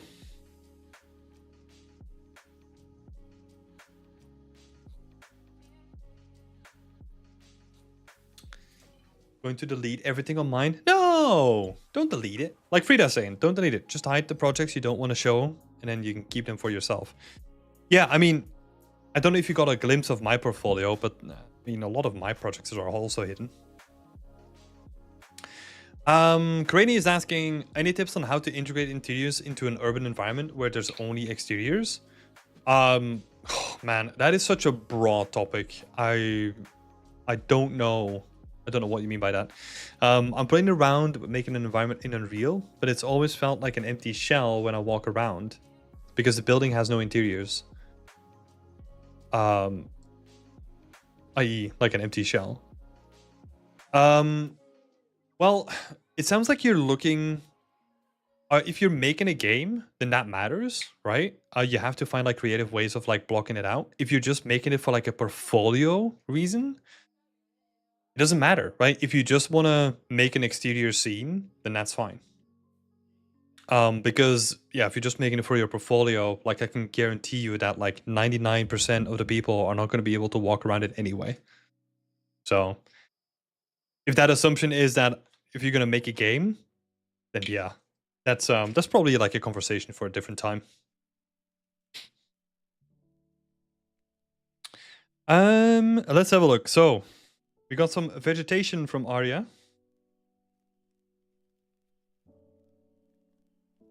Cool. There's a lot of screenshots here that basically show the same thing though.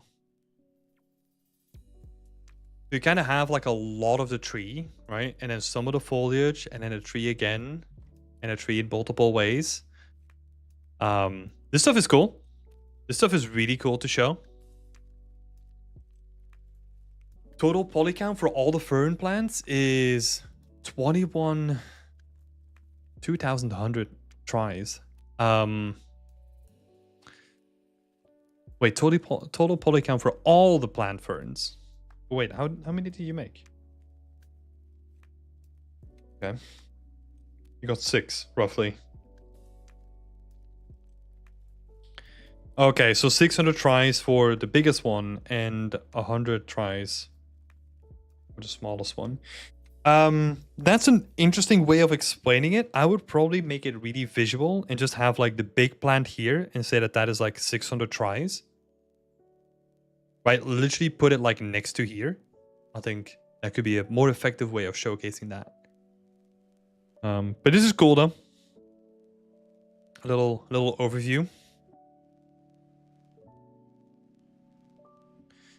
What about the lost artworks? For example, when you break your hard drive, that's why we have backups. That is why we have backups. Invest in a good backup solution. I lost all my work that I did from like my first year at uni, and since then I have been rigorous about like the way that I back up stuff. So yeah, look into a good solution there.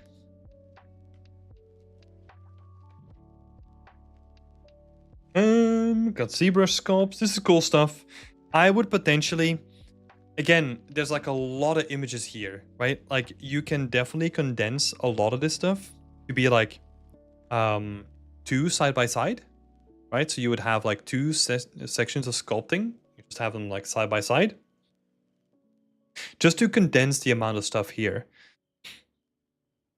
Because, yeah, we can definitely condense the tree to like 3 images, right? And then I think there was a video in here as well.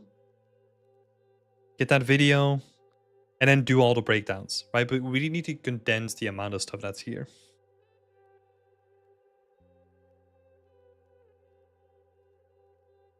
And then some of this stuff could be, so this can be interesting information, but I think the information itself is not portrayed in like an interesting way. You have to think about the presentation of the work as well, right? Because I feel, again, this is my personal opinion, right? My personal opinion for this is that if you just take a screenshot from SpeedTree or Unreal or whatever program you're using, that feels lazy to me. I would rather you take like a bit of extra time to find a way to like cut out around it and like compose them in like a very pleasing way, right? It may sound ridiculous, but those, like that amount of time that you put into it and the amount of detail like shines through your entire portfolio though. So if you are paying attention to that detail, that is going to give people a good impression of like, oh, this person did like really good with the presentation and they really tried to take it to the next level. So this is a person that's really going to take care of like all the details, right? It is very minimal, it's very subconscious, but that's the sort of stuff that you kind of want to portray with your portfolio, right? Overall, really cool project.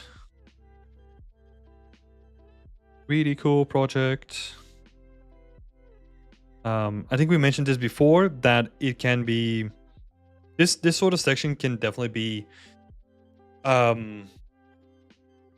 condensed, right? The amount of stuff here can definitely be condensed. Yeah, let's keep it on moving on. We're gonna skip over the portfolio work, the professional work.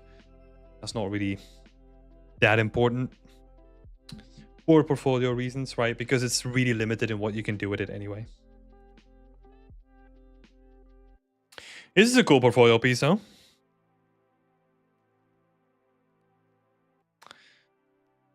Okay, I'm not going to read through that.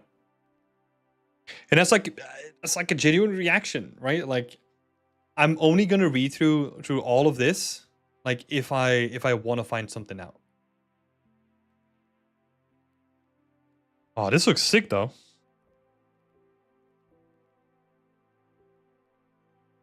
This looks awesome. I love the animations on it. Like it really brings this prop to life. This looks awesome.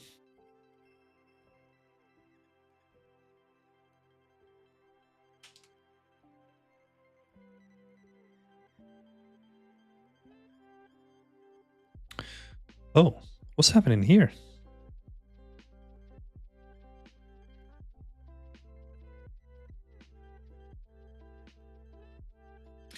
Is there just like stuff overlaid? Is it like a... Oh, 2 UV sets. Okay. That might be it, maybe? This reads very chaotic though. Like I would, again, from like a presentation perspective, right? I would not have them overlaid on top of each other because this just reads as like, oh, I just like laid some stuff on top of it. Feels very chaotic. So I would try to like split them apart if it's like 2 UV sets. Yeah, this is cool. Cool little prop though. Great presentation. I love this clean presentation. Yeah, it really does great at presenting itself. I think the information is here, even though we need to optimize the information a little bit, right? The thing that is potentially missing is you got the wireframes, you got the UVs, but I kind of want to see the texture breakdown as well. So that could be interesting to like add in here. to make it fully complete. Yeah, really cool prop. It's really nice.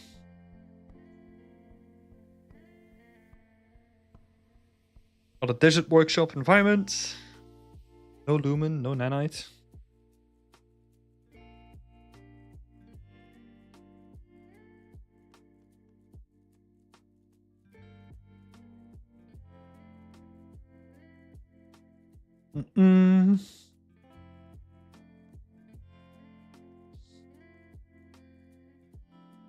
There's a whole lot of images again, right?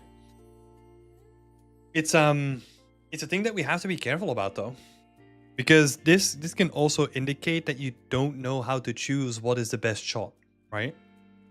This can indicate that like you don't really have a sense of what looks good and what doesn't look good in the environment, right?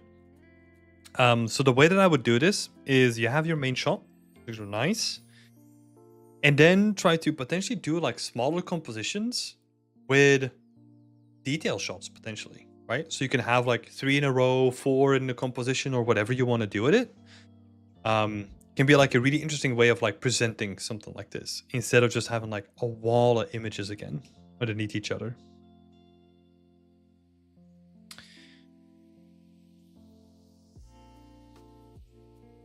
Asensu is looking interesting.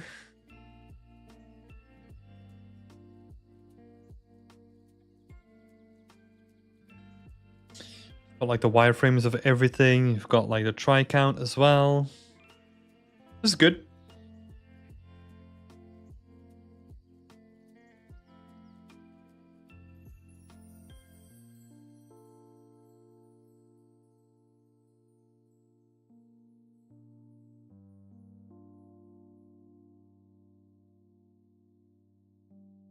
Yeah, I feel like this is pretty clean when it comes into like the presentation territory, right? Like this is very nicely, like it is very dense with information, but it is nicely presented. Like the main things that I kind of want to say about this in terms of feedback is more, it has more to do with like the usage of fonts and like how big the fonts are and all that kind of stuff. And just making it clear that like there's certain like separations between for example, I'll give you an example here. Like the weighted normals construction, make that bigger, and then have that as a title, and then the rest underneath it, right, in a single paragraph. It is really stuff like that that can really help. But it is also nitpicking, right? Because I think the actual information here is good.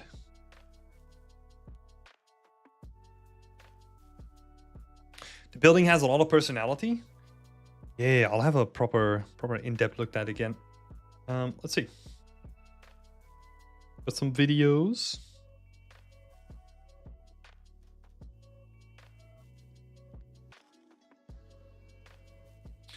We are going to be skipping some stuff. So this is like the tiling value, I'm assuming. Just offsetting the tiling. Normal intensity.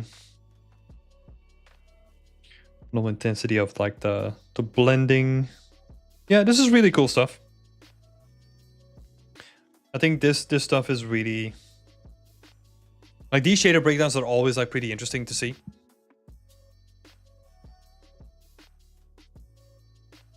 Changing up the blending as well. Yeah, pretty cool.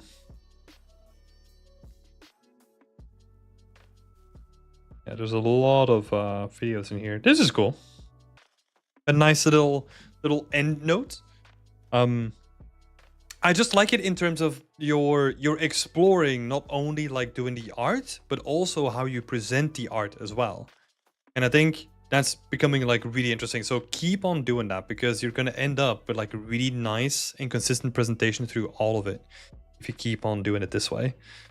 So I'm excited to see if you kept on doing it this way, really.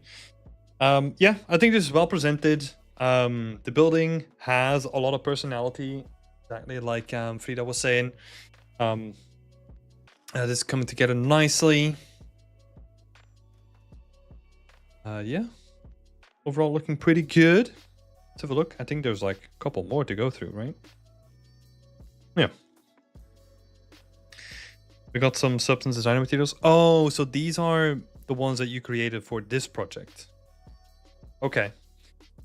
Oh, this is cool. That came out really nice.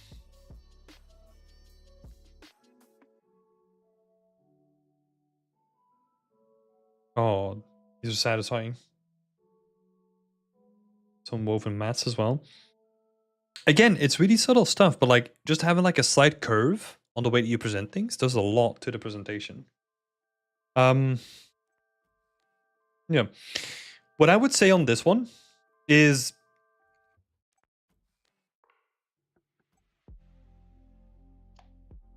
so my gut instinct says that you can combine it with that one. But if you want to highlight yourself being like a material artist, then I would keep it on there, right? If you like doing materials and you kind of want to do that like professionally, I would keep it as a separate thing. If that is not your thing, I would like merge it with this post here. Because again, like I think it also comes down to the amount of pictures that are already in this post. But if we then condense that the amount of images and we focus up a little bit more on what's important and then add those materials in it, like we are increasing the quality of like both posts by just combining them together and making one like really high quality post. Watching these portfolio reviews, I learned so much, even though it's not my artwork. Thank you. No worries. No worries. Burning Firelog shader. This is like a shader. So it leads me to believe that you do have like some sort of interest in making materials and shaders, right? So this is pretty cool to watch.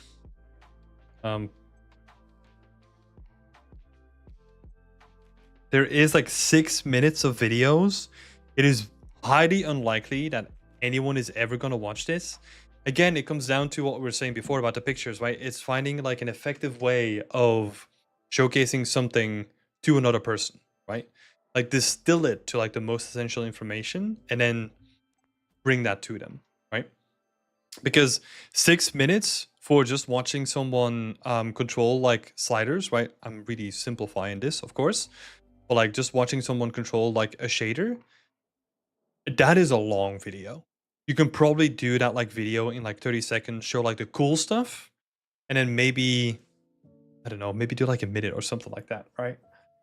But again, it's like reducing friction, right? Because my gut instinct, if I'm trying to be really transparent here, is I look at that runtime and I'm not even going to click on it. And I know that that's like pretty rude, but that's also how a lot of people think, right? Let's see.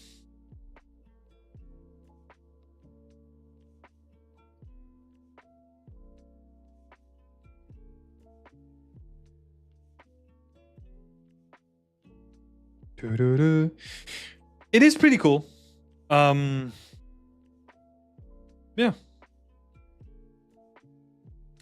Just a little shader exploration. And then got speed tree. Is this speed tree? I'm assuming so. Speed tree. Yeah.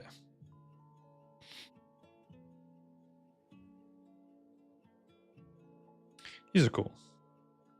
I think did we see them before? Were they in here? Or am I just imagining that? Wait a minute. Did I click on it before? I can't remember. Oh no, here they are. Wait, did I completely miss it again?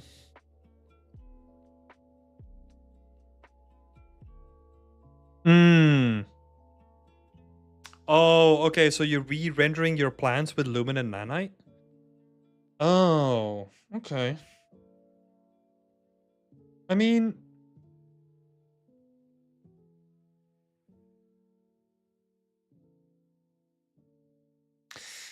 I guess that's... I'm trying to think if that's a good choice or not.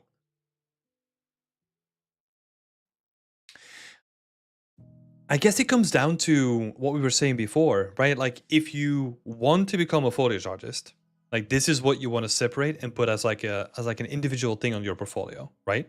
So if that is the thing that you want to do, like keep it on there. If that is not necessarily like a thing that you want to do, I would probably just like embed that into your previous post and show it there instead. But I do like the presentation though. Like the presentation is clean, it's to the point, there's not too much to see. I think if I'm being really honest, like this is probably like the most satisfying art that I've seen, just in terms of like, oh, there's only like a couple of images here and they're all like really high quality, you know? And this clean, high quality, to the point. Love it. And then the latest project from the team challenges. So congratulations on finishing. Got some rock sculpts.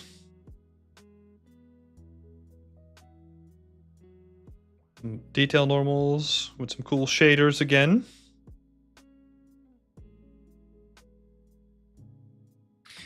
Did you do the rocks as well? Let's see. Yeah, rocks in the cave level.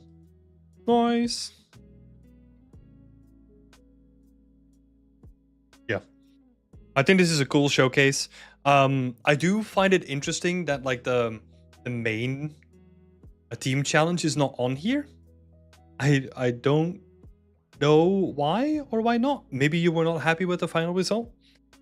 But I'm gonna leave that up to you. But yeah, pretty cool portfolio piece. I think this is just like a really straightforward showcase. You've got all the information in here. RGB masking, like try count. Maybe the wireframe I'm missing. Let's have a look. Yeah, it would be cool to see the wireframe, right, for one of these. Like maybe just pick the left one and put a wireframe on that one instead. And then you still showcase like the rest of the model in here, which would be fine. But yeah, overall, pretty cool project. Nice one. Yeah, cool shader work. So I think overall, if we had to do a recap for this one, there's a lot happening. And I think the biggest thing that I want to see from this portfolio is focus. Because I look at this portfolio and I'm like, okay, there's like a whole bunch of stuff happening, but I don't know what you want to do. And that is honestly what the companies hire for, right? Like they look at your portfolio, they look at like, oh, this person is good at X, we're gonna hire her to do X, right? Whereas right now, I'm kind of we're seeing rocks, we're seeing trees, we're seeing shaders, we're seeing materials, we're seeing environments, we're seeing props, we're seeing characters, we're seeing another tree, we're seeing animals, we're seeing materials, and then, yeah, an asset, right? There's a whole bunch of stuff going on. And I feel that it is more effective for you, or like for anyone else out there really, to at least have one skill where you're like, hey, this is what I want to do. And then all the other stuff kind of helps me do that thing better, right? So Duck is asking, is it bad to be a generalist? It is a good question. And it is something that I am thinking about a lot myself as well. So I don't think it's necessarily to be bad.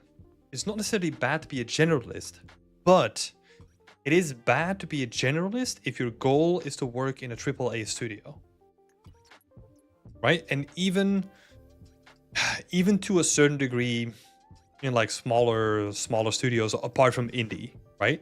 So in general, it kind of depends on like like Sia saying as well. Like I think it depends on your goals. Yeah, I think that's what it comes down to, right? Like if you don't care about working in like a bigger studio and you just want to do your own thing with like a bunch of friends, then being a generalist is pretty good. But I would definitely say that like sort of a T-shaped personality is probably the best way of approaching it, right?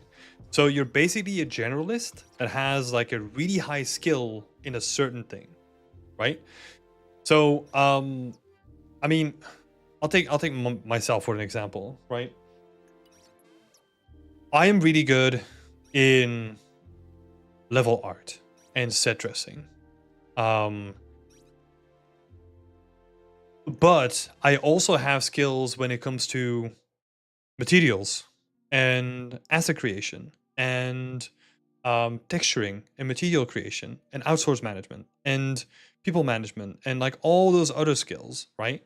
But like there must be one thing that I can go to my portfolio in this case and then be like, oh, this person would be awesome to have do this thing, right? And then all the other stuff, like if it's relevant to the topic, like let's say I have strong art fundamentals or whatever, that's relevant to the thing that I want to do, right? Like building worlds. But yeah, I don't know, like I have coding knowledge, right? Like that is in there somewhere. And I know how to build blueprints and I know how to build like really custom shaders and I know how to do all that kind of stuff. But that is not necessarily relevant to my portfolio. My portfolio is a very catered view of what I can because I'm catering towards like the AAA industry. I heard somewhere that you are generalist first and then you become a specialist. So yeah, I think the way that I look at that is that you are trying to get to grips with the technical aspects of everything first. And you get to try a bunch of stuff. And then you pick out the thing that you like the most, right? And then you become a specialist in that. That is sort of like my recommended thing. Because I think the way that I look at it over the long perspective is that you are, right? If we take this thought, like you're a generalist because you're trying to teach yourself like all the technical skills that you kind of need to have. So you go from like broad to narrow, you get your first job, and then you slowly broaden your perspective again. So I feel like there's like a funnel there somewhere. Or at least that's the way that I'm trying to look at it, right? Because the goal of these portfolio reviews and like my work reviews is always to get people into the industry. And the industry is looking for highly skilled people in like a couple of areas, right? They're not looking for like a generalist in a lot of cases. But my recommendation is as soon as you get in that you spread out again and you become more of a specialist and you do the whole exploration thing again. Personally, knowing at least the basics in different fields is okay to understand what's going on around you in a group setting, but always promote yourself to specialize in one specific. Yeah, I mean, like my knowledge of level design is really helpful when I want to help level designers, right? Because we speak the same language. And I can kind of do the same when it comes to like a technical person or to like a programmer. But I mean, that is not something that helped me get a job as a level artist in the beginning, right? That's something that you kind of pick up like over time. So yeah, that was the main topic, right? Like the main recap is like, I want to see what you love to do and how that helps me recruit you for our studio, right? From a hiring manager perspective, right? That's what I want to do. Second part, I think the presentation, it is very chaotic at times. Like I think in terms of like the amount of stuff that's in the post, you've definitely gotten better with it, but some of the older posts like just have like the same image, almost the same image, just from like a slightly different angle. I think this might even be like this one and this one, for example. I would have sworn that that's like the same image, right? It's different, but it's close enough that it feels like it's the same image. So cutting down all the fluff and showcasing like a couple of areas that are really elevated to the next level compared to trying to showcase everything kind of goes into the same direction, right? So optimizing that can definitely be helpful for your portfolio in general. And then thinking about like a way to structure your portfolio. Like we said at the beginning, pick the thing that you like, make that the front page news, and then distribute everything else into like specific folders that are relevant to what you want to showcase, right? Like I said in the beginning, main portfolio, professional work, and then others, right? Stuff that's not necessarily relevant, but you still want to have on. That's the way that I would approach it. So yeah. But I mean, in terms of like the pure art, right? Like you're going in the right direction. I like what I'm seeing, but I really feel that if you focus on one thing, you're gonna see like a massive rise in quality compared to going broad. So I'm really excited to see that. And yeah, I'm looking forward to the next thing that's gonna be popping up on your portfolio. Thanks so much for sharing, Arya.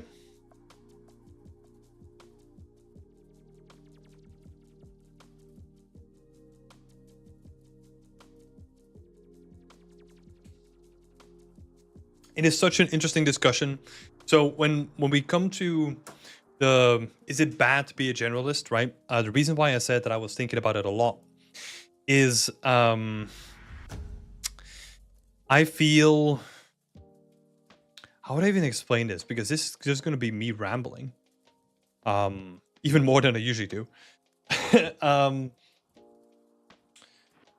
I feel like I've gotten a lot of enjoyment about becoming more of a generalist now than I've ever have been. And I'm talking not only on like an artistic level, right? Maybe, now that I'm thinking out loud, maybe I am becoming like a T-shaped personality, right? So the way that you could potentially see myself is that I am really good at environment art, right? I do that as a profession. I've almost done it for 10 years. Like that is the thing that I'm really good at. But what I've been really picking up lately is going back to design work and doing web design and like building automated systems and exploring coding and like all that kind of stuff. I'm trying to like add into the mix now. So I'm even looking outside of the scope of environment art at this point because it just feels, I mean, it's going to be no surprise that in light of like recent stuff that's been happening in the industry, that it's probably a good thing to like diversify over time. So it's something that I've never really thought about in that way, right? But I'm trying to like express it here live in like an unfiltered way. But that's kind of the way that I'm kind of seeing my trajectory now, where it's like I'm trying to like diversify my skill set and not be reliant on like an industry that isn't necessarily kind to us most of the times. I feel like for me, it's trying to learn how to be a game developer again, not just a games artist at T-shape. Yeah, I mean, that's still relevant to like game art, right? But that could be a good one as well. That could be a good one. Yeah, I think over time, but this is where I talk about the funnel again, right? Like the way that I always looked at this is like you want to funnel to become a specialist, get into the games industry, get a full-time job, and then build the funnel outwards again. Because now I'm still working a full-time job, right? So I'm still spending 8 hours of my day becoming better at art, talking to people who are involved with art and all that kind of stuff. And then all the stuff that I'm doing outside of it, instead of focusing more on art, which is what I used to do, I'm kind of like diversifying that part of it. Yeah, there's just like brain stuff leaking out. Anyway, let's move on to the last person for today. So Brendan Walsh from British Columbia in Canada. Oh no, another book. No, Brendan. Let's see. Has a diploma in 3D modeling, art, and animation. Main disciplines are 3D modeling, passionate about creating. Determined to work diligently to create detailed and exciting worlds.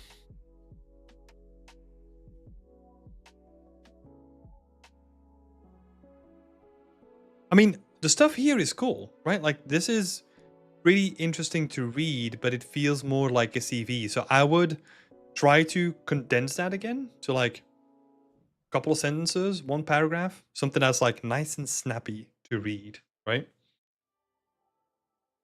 3D environment and prop artist as well. Let's see. Kind of curious to see. Okay. So there's like a whole bunch of stuff that is not in main portfolio.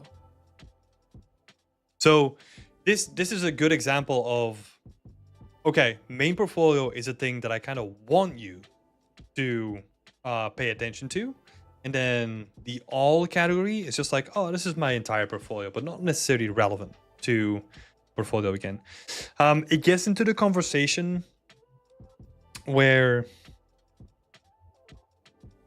why is some of this stuff still relevant?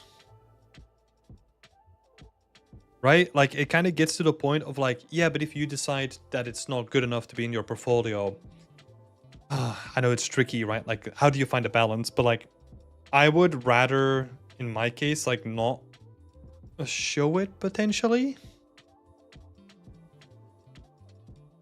I know that I said I kind of was hinting at it otherwise, like before, but I feel that there still might be a chance where people click on this tab and then are like, ugh, might be disappointed by like the older work, right? Even though you like separated it out. I guess it's kind of just coming down to like risk management at this point. Cool. Let's have a look at the main portfolio. So we're going to be sticking to that then.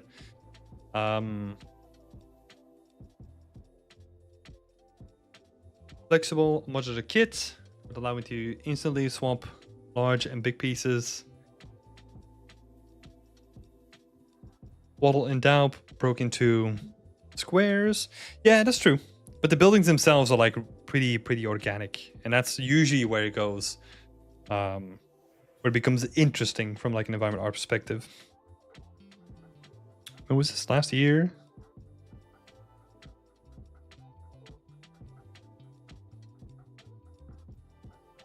Okay, so we got a video for the assets here.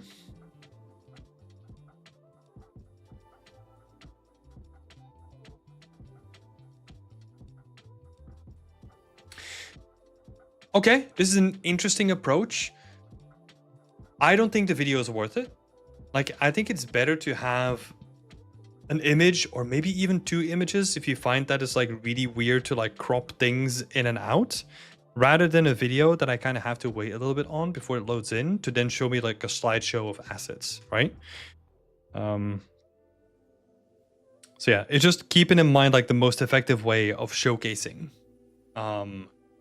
your content on your portfolio, right?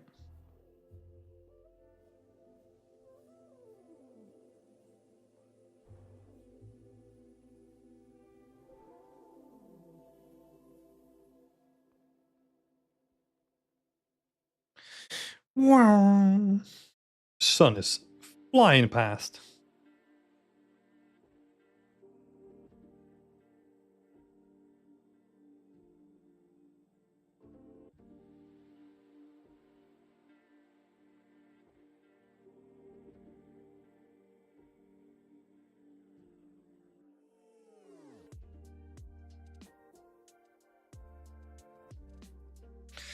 Yeah, it's pretty interesting. I would probably love to see a breakdown of the modular pieces and how you build a house, right? Because to me, what is really interesting about this is that I know that you've built it modularly, right? But I'm wondering, how did you do like the roof in the back, for example, right? Because I know from my experience that it's like, that is probably going to be like a unique piece. Actually, don't know if you show it in here.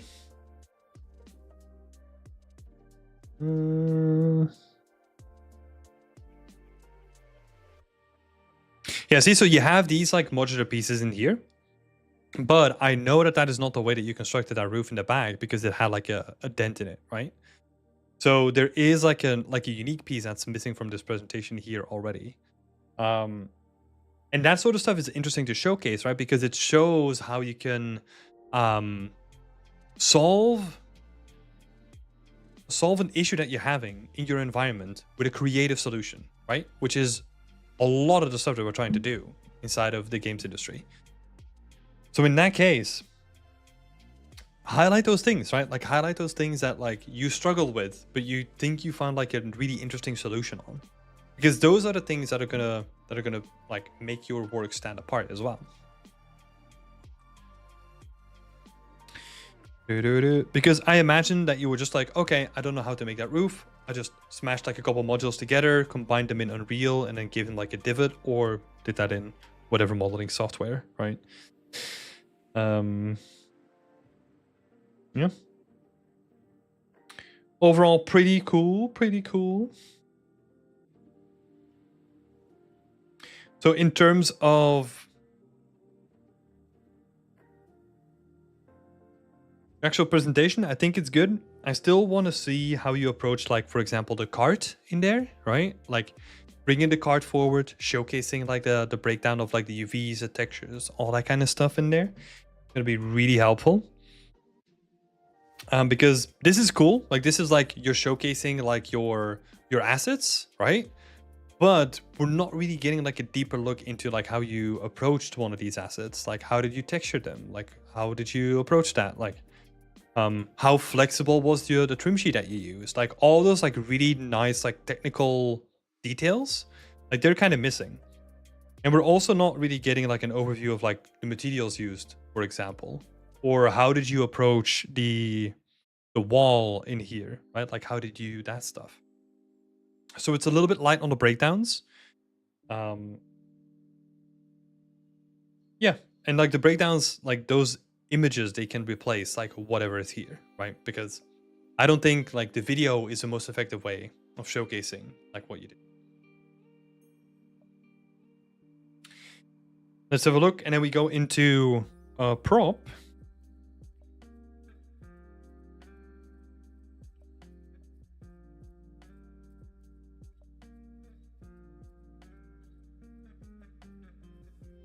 So this is also like, I know this is nitpicking, right? Like I feel like I'm nitpicking at this point, but like this is the same image twice. And I'm just like, why is that here? Like it feels like it's either an accident or like you chose to put that here, but then it's a weird choice, right? So be deliberate and be very specific with the things that you put on your portfolio.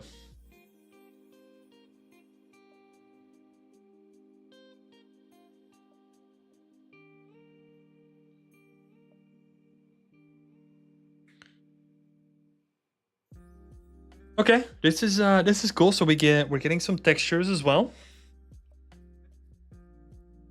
Earmuff texture, electronic parts, the glass, straps in the middle, the VR goggles, and the large headset parts. How many? The textures are 4K. That's a lot. That is a lot. High poly color code. You can kind of tell what I'm doing here, right? I'm scrolling up and down a lot, and I'm trying to like make sense of like what the hell is happening here. This indicates that like we can improve the way that like you're presenting the information, right? So what would be ideal? Think about, how can I best say this? So think about,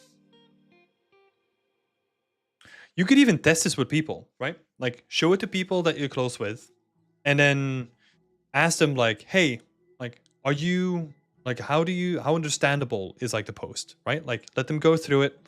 And then if you see them like struggling to like make sense of it, like note that down. I think that that's going to be like a very interesting test as well. Because what I kind of imagine to see here is that you have your low poly model, and then you have your textures next to it, and then you can color code them on top of it, right? So then I have one image.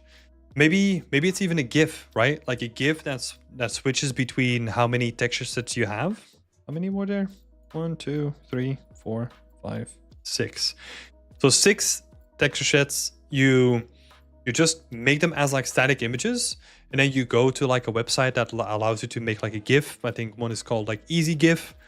Chuck all those images in there. You make a GIF. You select how long you want it, and then you have like a GIF that kind of goes through the presentation.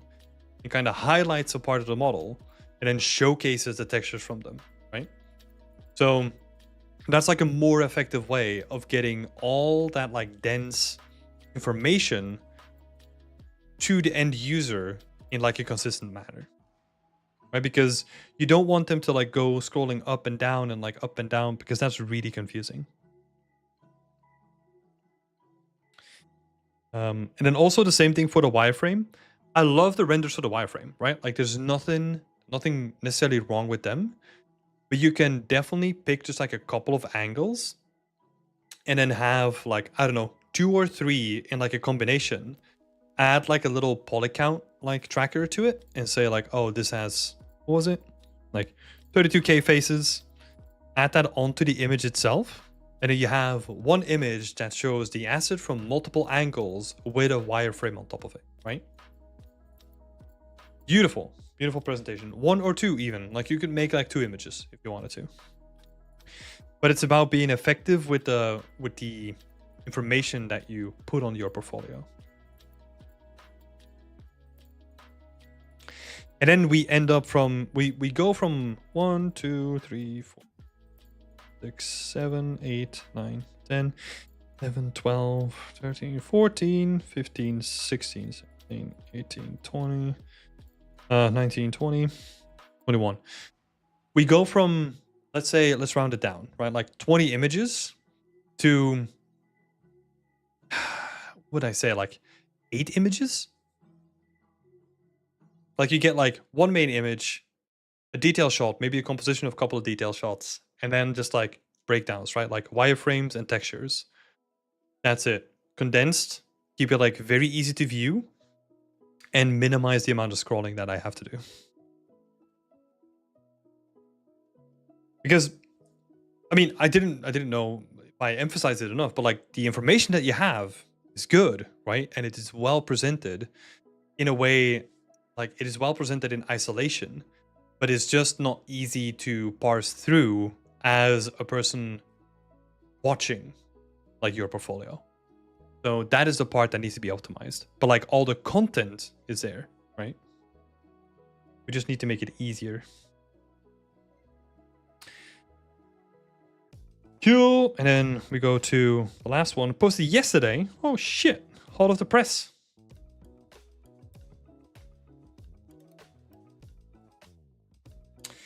Doug is asking, how does one make a portfolio for non-visual design like quest or level design?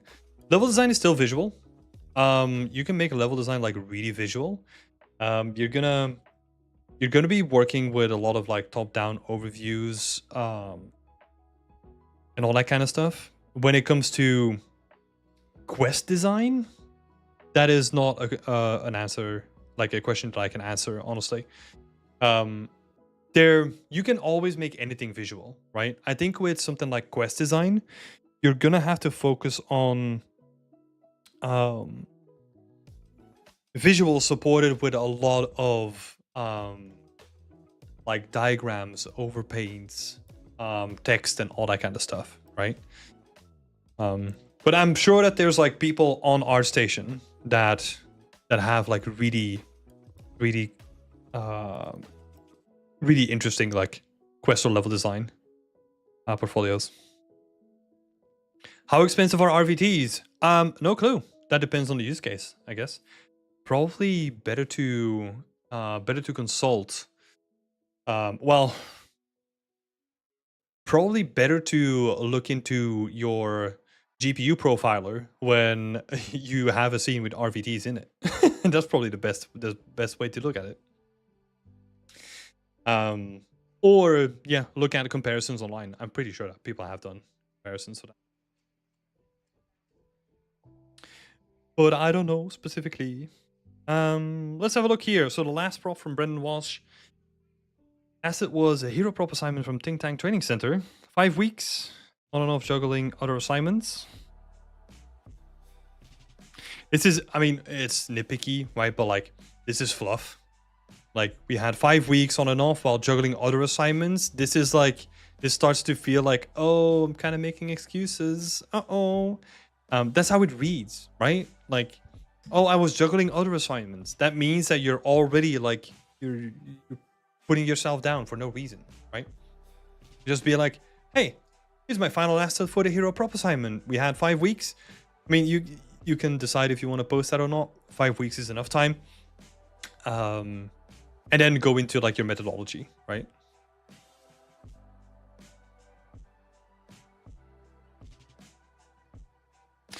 This is cool. Rendered in Unreal Engine 5. Oh, this would have been cool if it had like SSAO, like that's like a thing that you can like enable with Lumen, because Lumen doesn't do a great job of like rendering this kind of stuff. It's missing like a lot of ambient occlusion, but you can enable SSAO back into Lumen if you wanted to. So honestly, that might be the thing that you want to look into if you've not done that already.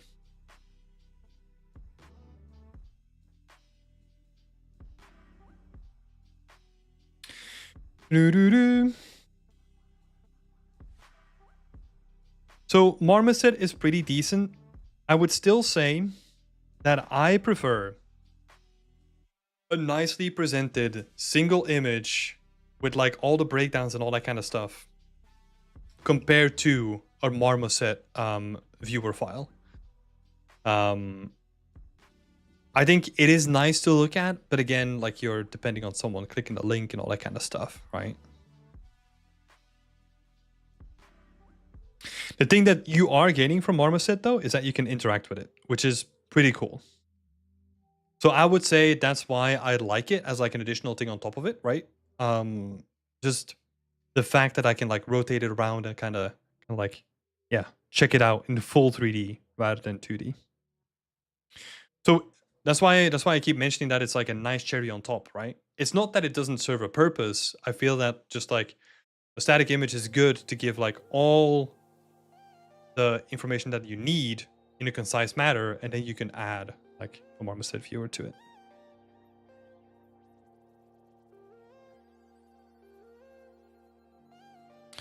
It's cool. Yeah. That's probably the main thing I will say. Just that it's missing like the breakdowns. I think these shots are really great. I think you did a good job of adding like more to the environment. I think if you really want to drive it like a little bit further than you're currently doing, like do like a little bit of set dressing, right? Like what is happening behind this prop? Like is a person like breaking it open and like trying to repair it or something like that? It can literally be as simple as like putting like a couple of screws and like a screwdriver next to it, right? With like a dirty cloth or something like that. Whatever Megascans has to offer, you can kind of use to do like a little bit more set dressing, right? But I think overall, this one is nicely presented. I like the shots. I like how concise it is as well. So I think you did a really good job on this one. Cool. Let's have a quick look at some of the other stuff here. This is not necessarily going to be relevant to the portfolio review. I'm just curious. From 2 years ago.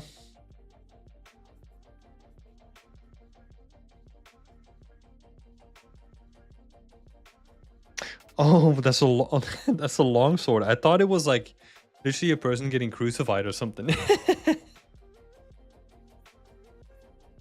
That's cool though. Sick looking handle.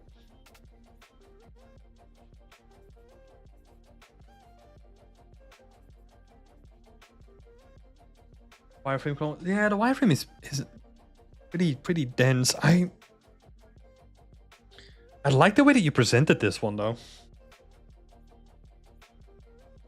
I feel like that prop might be have a look. Well, no, you have this prop. This one is way better for sure. Like way better presented.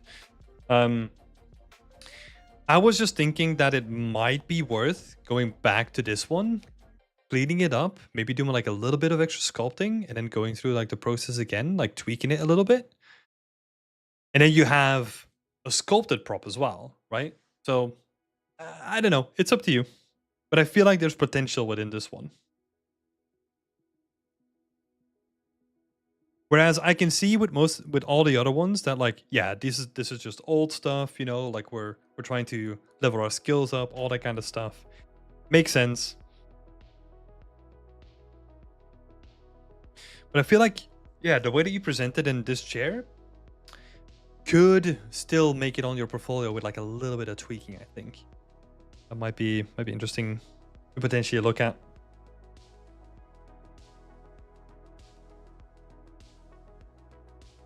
Yeah, cool. Thanks for sharing your work, Brendan. Let's do a little recap. So, let me think back. So, what did we discuss? I think the main thing that we discussed was that there was a lack of clarity in the visual presentation of the breakdowns, right? Like making sure that people can really understand like all the content that you're putting out there, and like that they can easily link the UVs to like where it is on the mesh, especially with something as complex as this, where it has like 6 texture sets. That could be really cool if you like highlight that then. Yeah, I think by far this one here, you made a massive leap in terms of the texturing itself. Even though it is a simpler prop, I feel like you made a massive jump in just like the overall quality, because you focused a lot more on texturing, and you've taken good care of just like nailing like all the little like modeling parts in it as well, compared to something that is like this feels like it's the rule of cool personified, right? It is just trying to be cool for coolness sake. It has like a bunch of stuff happening. It's super noisy. It's hard to read. Yeah, I feel like something like this is a more effective showcase of your skill level.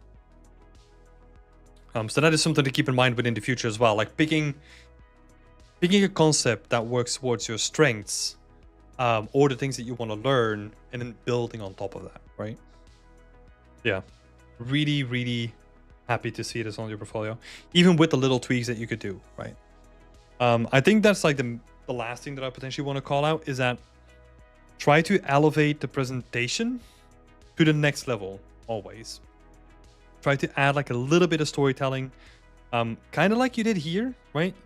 It is a little piece of duct tape. It is just like a little pliers, like some cut wires. And that's it, right?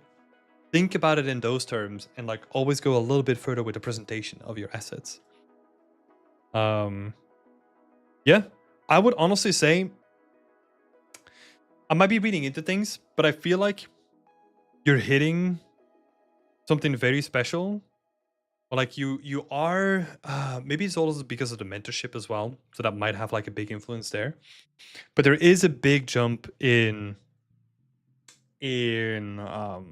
just the quality, right? So I feel like that might have unlocked something in you where you really have like this affinity for making individual props. So that might be something to look into. But yeah, I think that's gonna be about it. We're gonna probably cut this one short because we ran a little bit over. Just as a reminder for people that are still here, tomorrow we're not going to be doing Whip Wednesday. We moved that to Thursday, so please do keep that in mind.